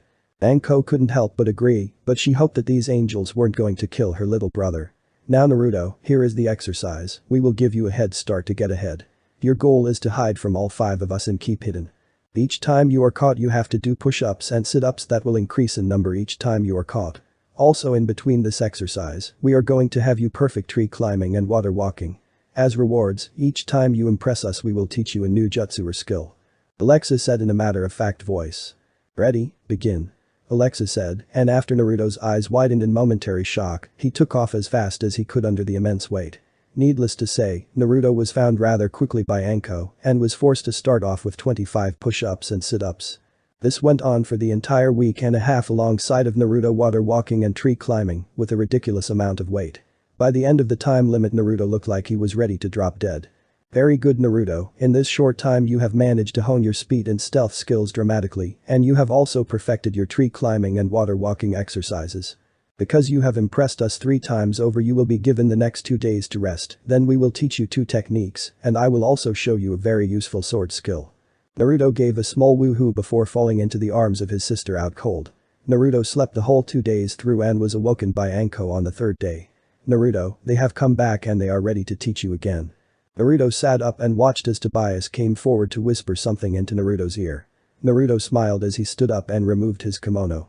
Naruto arched his back and let his wings burst out. Everflown sis. Naruto said with a smirk on his face as he zoomed forward and grabbed a hold of her. Before she could protest he leapt up and began to flap his wings, sending them sailing into the sky. Anko clung to her brother amazed at his new strength as he held her like she was as light as a feather as he glided through the air with grace and style. After a while Naruto set her back down on the ground and walked up to the angels with a grin on his face. Gabriel took a step forward and said, I am going to teach you a sword style now as a reward Naruto, it is called the Fire Torrent Slash. A simple yet effective attack with a simple yet effective name. Naruto nodded and drew his sword. He activated the fire blade and waited for Gabriel's instructions. It's really extremely easy to do Naruto, like activating the blade, imagine launching a wave of fire at your target with all your will and swing the blade, just make sure that the blade slides across the ground before you arch it up over your head like this. Gabriel said as he grasped Naruto's hands and taking him through the motion. Imagine Naruto using the sword like a golf club and that's how the pattern of the slash arch. Due to its beautiful simplicity, Naruto mastered the skill with only a few tries. After he was done Tobias stepped forward and said, the technique I am going to teach you much harder to learn, it's called Shininguyeba, Shining Blades. Basically you need to focus your chakra into your wing seal and then burst your chakra like you want it to fly up into the sky, also, you need to have your wings activated to do this attack. Naruto stepped into the clearing and began to try to focus his chakra.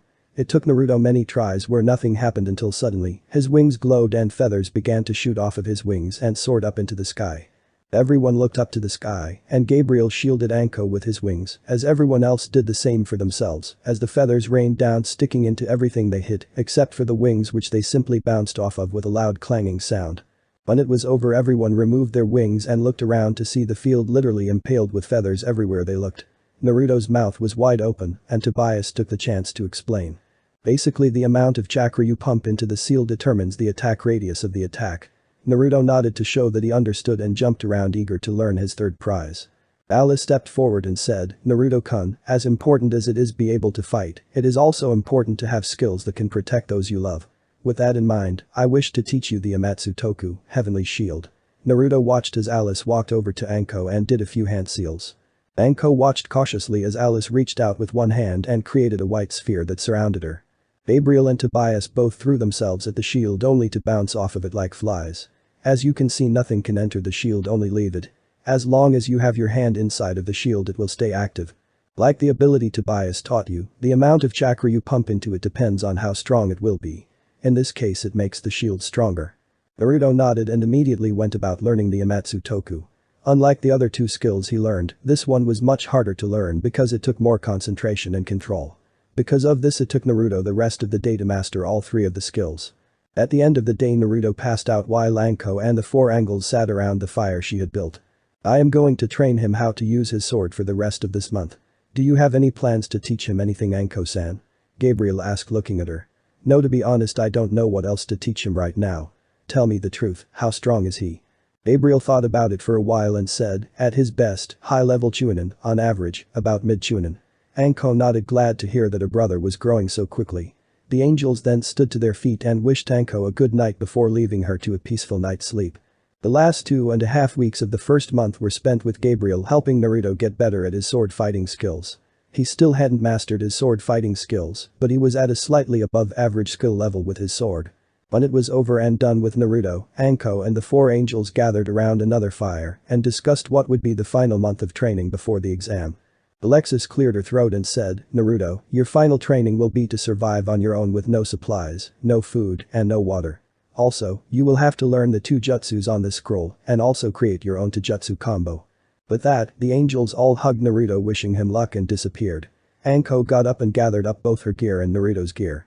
She hugged him gently and said, please stay safe, I'll be back to get you at the end of the month. Naruto nodded and watched as his sister walked away. 1 month later. Anko was wandering through the forest searching desperately for her brother. Finally, after hours of searching, she found him by the river out cold being attended to by the 4 angels. They looked up and gave her a smile as she ran up to her brother, concern shining in her eyes. He accomplished his mission completely and we couldn't be more proud of him. Right now, all he needs is rest to get him ready for the exams and we have no doubt that he will become a Chunin. Anko nodded and picked her brother up, grunting at the weight of his clothes as she carried him back to their home. Finally, after what seemed like hours, she finally managed to get him back to his bed. Anko took this time to notice that Naruto had lost all the baby fat from his face and it made him look much more mature. Also, his hair had grown to the point where even with the headband on his hair came into his eyes. She also took the time to notice that AM would appreciate how toned Naruto's upper body had become. The next time that Naruto woke up, his team was waiting downstairs for him to go to the Chunin arena. Along the way, Naruto chatted with Hinata and Kiba and was glad to hear that they had also grown stronger. For Kiba, he had learned many of his family's jutsus and he also mastered almost all of the ones that he learned. As for Hinata, she had broken out of her shy shell and had rocked her father and the Hyuga elders when she embarrassed her younger sister with the shortest fight in their family history. Naruto smirked, feeling confident that his team would make it all the way to the top and be the all-stars of the tournament. As they entered the building, they saw Sasuke causing a big scene, telling the guards to drop the Genjutsu and let them go up to the 3rd floor. Naruto shook his head and muttered out idiot as everyone filed up to the 3rd floor while Sasuke and some guy in a green suit fought. When everyone finally made it to the 3rd floor, Naruto took the time to look around at everyone in the room.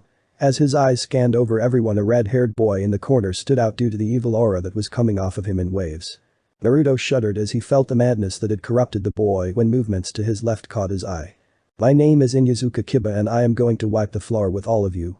Kiba declared while a panicking Hinata tried with all her might to pull her boyfriend down from the table he had gotten on. Naruto growled as he pulled Kiba down from the table roughly and whispered, idiot, stop drawing the attention and anger of everyone here towards us, you're putting us all in unnecessary danger. Kiba muttered out that he was sorry and that he didn't know what had come over him. Naruto looked around and to his horror, he saw that his worst fears had come true because every team was glaring at him. Naruto scratched the back of his head sheepishly and said, forgive my zealous teammate here, it's how he deals with his nerves. Naruto let out a sigh of relief as all the assembled teams grumbled and let Kiba have one last vicious glare each before they turned away to go back to their own business. That was close, you should keep your stupid friend quiet if you wish to live long. Naruto turned around and saw a silver-haired man with glasses on staring down at him. Thanks for the obvious advice, my name's Uzumaki Midarashi Naruto, what's yours? The silver-haired man chuckled at the blonde sarcastic remark and said. My name is Kabuto, it's a pleasure to meet you Naruto-kun, I wish you luck in the exams. Naruto watched as Kabuto went over to the rest of the rookie 9 and pulled out some cards. That man reeks of snakes, stay away from him Hinata, Kiba. They both looked at him strangely, but Kiba understood knowing that only one person smelled of snakes beside Naruto's sister and himself, and that person was the S-ranked criminal Orochimaru. Do you think he is somehow connected to that man Naruto? Kiba asked quietly. I don't know Kiba, but I have a feeling that time will tell. No sooner had he said this than did the sound ninja attack Kabuto and shatter his glasses with the sound wave attack. Naruto watched with interest as the door was kicked open to reveal a tall man with a wrapped up face. Alright you little maggots, no more fighting. My name is Marino Ibiki and I am your first examiner. Every team must choose a team leader, all leaders are to line up at the door and wait for further instruction. The large man yelled out as his eyes scanned over all the genins that were participating this year. All the teams began to talk and many chose their team leaders immediately. Team 7 was having a slight bit of trouble deciding who would be the leader because Kiba wanted to be the leader, but Hinata believed that Naruto would be better suited for the job. Kiba-kun, I'm not calling you weak, I just believe that Naruto here is the one to most likely keep his cool under intense situations, and that is what we need in a leader. Kiba finally gave in to his girlfriend's obvious logic and Naruto stepped into line with the other team leaders. Alright, all team leaders will follow me into room 305 for special instruction, the rest of you are to stay here until further notice, and remember, there will be no fighting unless I give you specific instructions otherwise. Anyone who is caught fighting without permission will be removed from the test along with their teammates. With that being said, Ibiki walked out the door and the team leaders followed very closely behind. Once all the team leaders were behind closed doors, Ibiki turned to them all and cleared his throat. As chosen team leaders, it is your responsibility to know your team's strengths and weaknesses. The first part of this test is done in 3 parts. One part is a written test, the second part is a ninja obstacle course, and the third part is a tracking test. You must take one test yourself and assign your other 2 teammates to one test each. Basically, all 3 members of your team will cover all 3 portions of the test. If you do not choose wisely and your team fails, the blame will fall on you. Ibiki took a breath before continuing by saying, when you have made your decisions, line up at the door but don't leave. You will be called out one at a time. When you are called out, you will give your name, the names of your teammates, and which portion of the test you assign to each teammate. But that said, Ibiki left the room, giving the leaders time to make their decisions.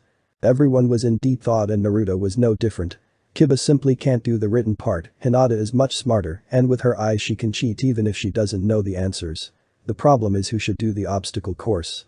With Kiba's family abilities, he would be much better at the tracking test, so I guess that leads me to the ninja obstacle course. Naruto walked to the door and was second in line behind the red-haired kid who reeked of madness and bloodlust. The boy simply glared at him before turning back to the door. Naruto winced at the terrible feeling this boy gave and couldn't help but shake the feeling that somehow this boy had something in common with him. Finally, after what seemed like an eternity, everyone was in line and they began to be called forward one by one. Everyone gave the information they were required to give and everyone was separated into 3 separate rooms. Naruto watched as more and more other people filed into the room that had been chosen to run the ninja obstacle course. But Hinata was feeling very nervous when she was taken away from her boyfriend and placed into a room with people she either barely knew or didn't know at all. She sat in a seat and watched a female Chunin enter the room and explained that they had been chosen to take a written test to see just how smart they were. The tests were handed out and everyone began just as 4 others entered the room. "You're late, take a seat," the woman said as she handed them tests off of the bottom of her stack. This went unnoticed by quite a few, but not by Hinata. She looked down at her test and saw that the questions were ridiculously difficult. "This test isn't to see how smart we are, this test is about how well we can cheat," Hinata thought to herself as her heart began to pound in her chest. She placed her head down on the table and took a few deep breaths as she activated her Byakugan bloodline limit. She quickly looked over the tests of the last 4 people to enter the room and saw that their tests were already answered. She was cheering on the inside at how easily she figured the test out as she quickly wrote down all the answers and deactivated her Byakugan bloodline. She let out a sigh of relief, hoping that the boys on her team were faring as well. But Kiba looked around and thought, what a bunch of chumps, there is no way that I am going to fail a tracking test. His group had been informed of what they were going to be tested on the minuet. They all walked into the classroom where they were assigned. Their goal was to find one of a small set of red bells that smelled like a rose. Kiba tensed as a Chunin came up and said, "Alright everyone, get ready and go." Kiba leapt forward on all 4s, Akamaru clung onto the hood of his jacket as Kiba shot ahead of the pack, nose sniffing as intently as it could. After about 15 minuets of shopping and 2 piles of flowers later, Kiba found a bell hidden inside of a gutter on top of the most popular dango shop in Kahona. Kiba gripped the bell tightly and raced back to the starting line, hoping that his teammates were faring as well as he was. But Naruto felt every muscle in his body tighten up, partly from fear and partly from anxiousness, as the red-headed kid who reeked of madness began walking his way, looking him straight in the eye. "What is your name?" the red-haired kid asked as his darkened eyes narrowed slightly. Naruto started at this kid like he had grown another head as he said, "Uzumaki Mitarashi Naruto, why do you ask?" The red-haired boy just continued to glare at him and said, "My name is Gaara, I can tell that you are strong, I will enjoy spilling your blood in the finals." Naruto shuddered against his will as he watched the boy walk away. Suddenly a Chunin entered the room and said, "Follow me to the obstacle course everyone." Naruto sighed, glad to get a chance to get as far away from Gaara as possible. He still felt that somehow the psycho had something in common with him, he just couldn't place his finger on it. After about 15 minuets of traveling, they arrived at what looked to be a very dangerous looking obstacle course. "Alright brats, listen up. This isn't very difficult, make your way through the course, at the end there is a wall you must walk up by pumping chakra into your feet, using your hands won't be tolerated. When you reach the top, ring one of the bells and that will declare that you have completed the course." After the Chunin gave his explanation of the course, he raised his hand and swung it down, yelling out, "Begin." Naruto began to race towards the entrance with a grin on his face, thinking that maybe this test wouldn't be as hard as he thought. The grin was quickly wiped off of his face as he jumped over a hurdle, only to find a giant log held up by rope swinging towards him. Naruto's eyes widened as he quickly hit the ground and did a roll as the log swung over him. Naruto quickly jumped the next hurdle and did a face plant as the log came swinging back over him. He waited until the log passed over him again before jumping to his feet and leaping over the final hurdle. When he was done, he continued to run forward and he looked side to see that only about 3/4 of the competition was left in the running. He grinned as he hit the ground once again and began to crawl through a barbed wire maze. He growled as the barbed wire cut his hands, but he didn't slow his pace as he continued to give it all he had. Pretty soon Naruto was back on his feet and saw that there was a set of stepping tires that he had to run through. Naruto heard a strange ticking sound and looked down in horror to see that spikes slid into the holes of the tire and realized that they would impale his ankles if he didn't move fast enough. Naruto picked up the pace as he heard the sounds of screaming around him from some genin suffering a terrible fate at the hands of the tires of doom. Finally Naruto made it through all of the tires and found himself at the wall. Naruto grit his teeth as he took a running start and began to pump chakra into his feet. Though Naruto was feeling winded due to the amount of extra weight he was lugging around, he decided to run all the way up the wall, and finally he was at the top. Naruto grinned as he rang the bell, happy to know that he had come in at first place. After the race, Naruto was led back into the room he was in before and waited as the rest of the leaders were led back in. They watched as the man named Ibiki entered back into the room.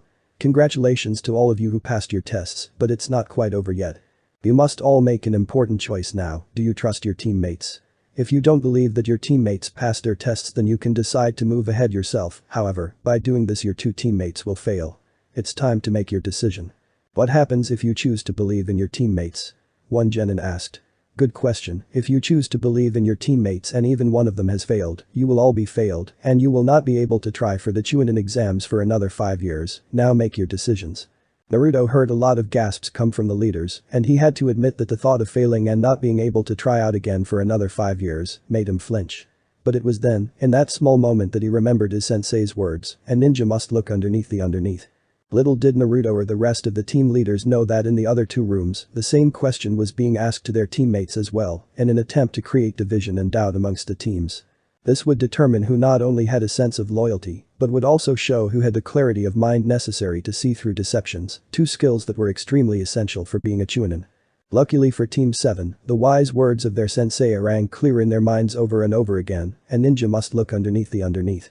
With those words in mind, Kiba, Hinata and Naruto all choose to believe in each other, and they passed the first test. The next thing they knew, they were all led to a new room, and they all ran up to each other discussing their ordeals with each other.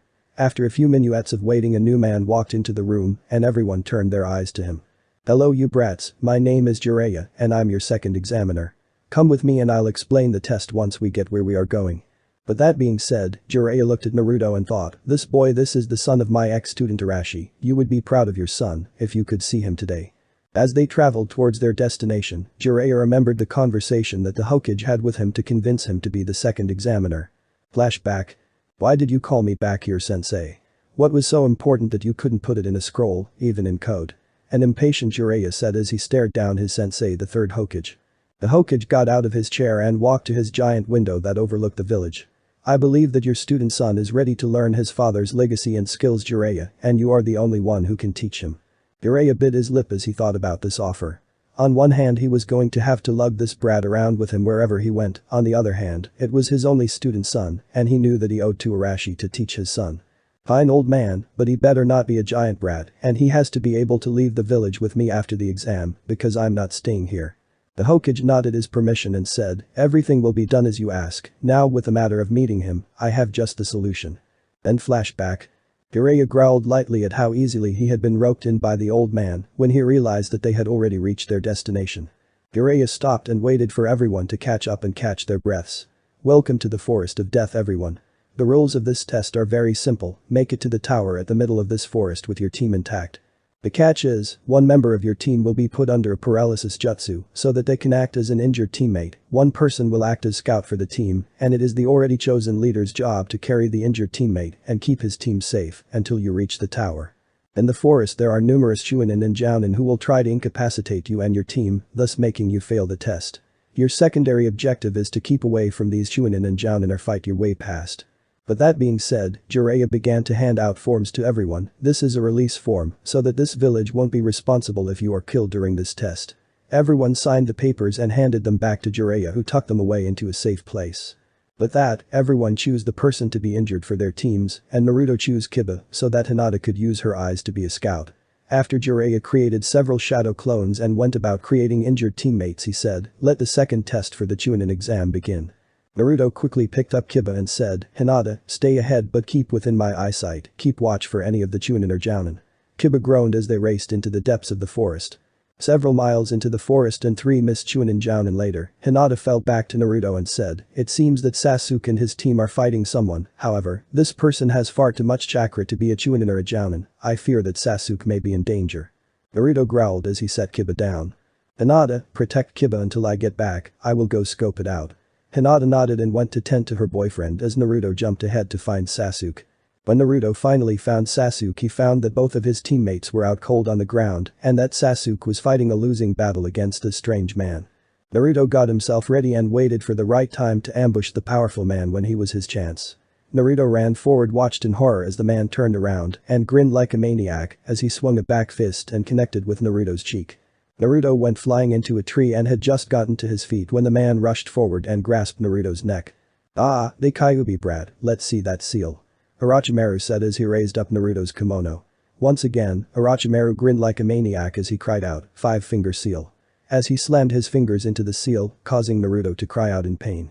Inside the Kyuubi's cage. The Kyuubi growled as he felt his cage shake, but his attention was immediately caught when he was the talisman fall off the seal as the seal began to dim down. The Kyuubi laughed with excitement as he slammed into the seal, giving him just enough to take control for a few moments. At the same time, in the heavens, Gabriel released Tobias and realized in horror that the Kyuubi had temporary control of Naruto's body. He gasped when he realized what the Kyuubi had planned as he screamed out Tobias. Wait. But it was already too late. With Naruto and Orochimaru, the Kyuubi took over Naruto's body at the last second and moved so that Tobias entered into the cage seal instead of one of the bloodline seals. Tobias was forced into the seal, which released the Kyuubi. The Kyuubi began to laugh, but it was short-lived as he felt that the boy was still in control. How is this possible? No matter, I can now influence the boy to do my will until I find a way to completely take over, the Kyuubi said as he began to influence Naruto's mind to wake up and destroy the man in front of him. Orochimaru was about to toss Naruto away when he suddenly felt that something was wrong.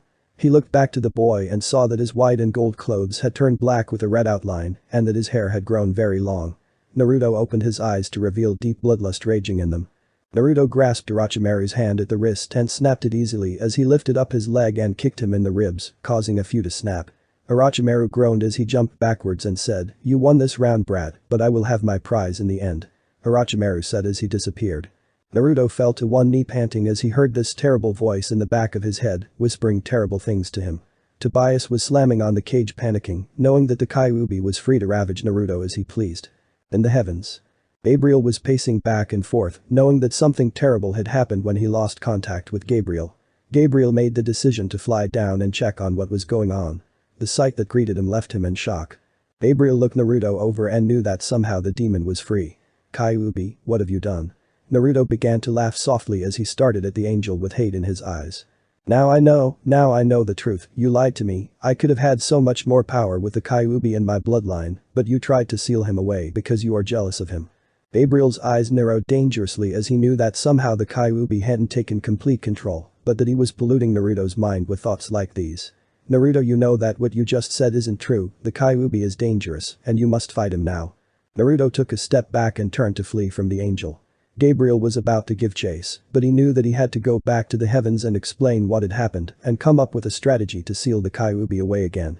But that thought in mind, Gabriel warped away, praying that they would not be too late to stop the Kyuubi. After a few minuets of racing, Naruto made it back to his team and Hinata raised an eyebrow at Naruto. "Another transformation for my bloodline limit, it's time to go." With that, Naruto picked up Kiba and they raced towards the tower. To be continued. I hope you enjoyed this episode. If yes, then make sure to drop 3 red hearts to show your love. Also remember to subscribe and like this video. See you in the next part.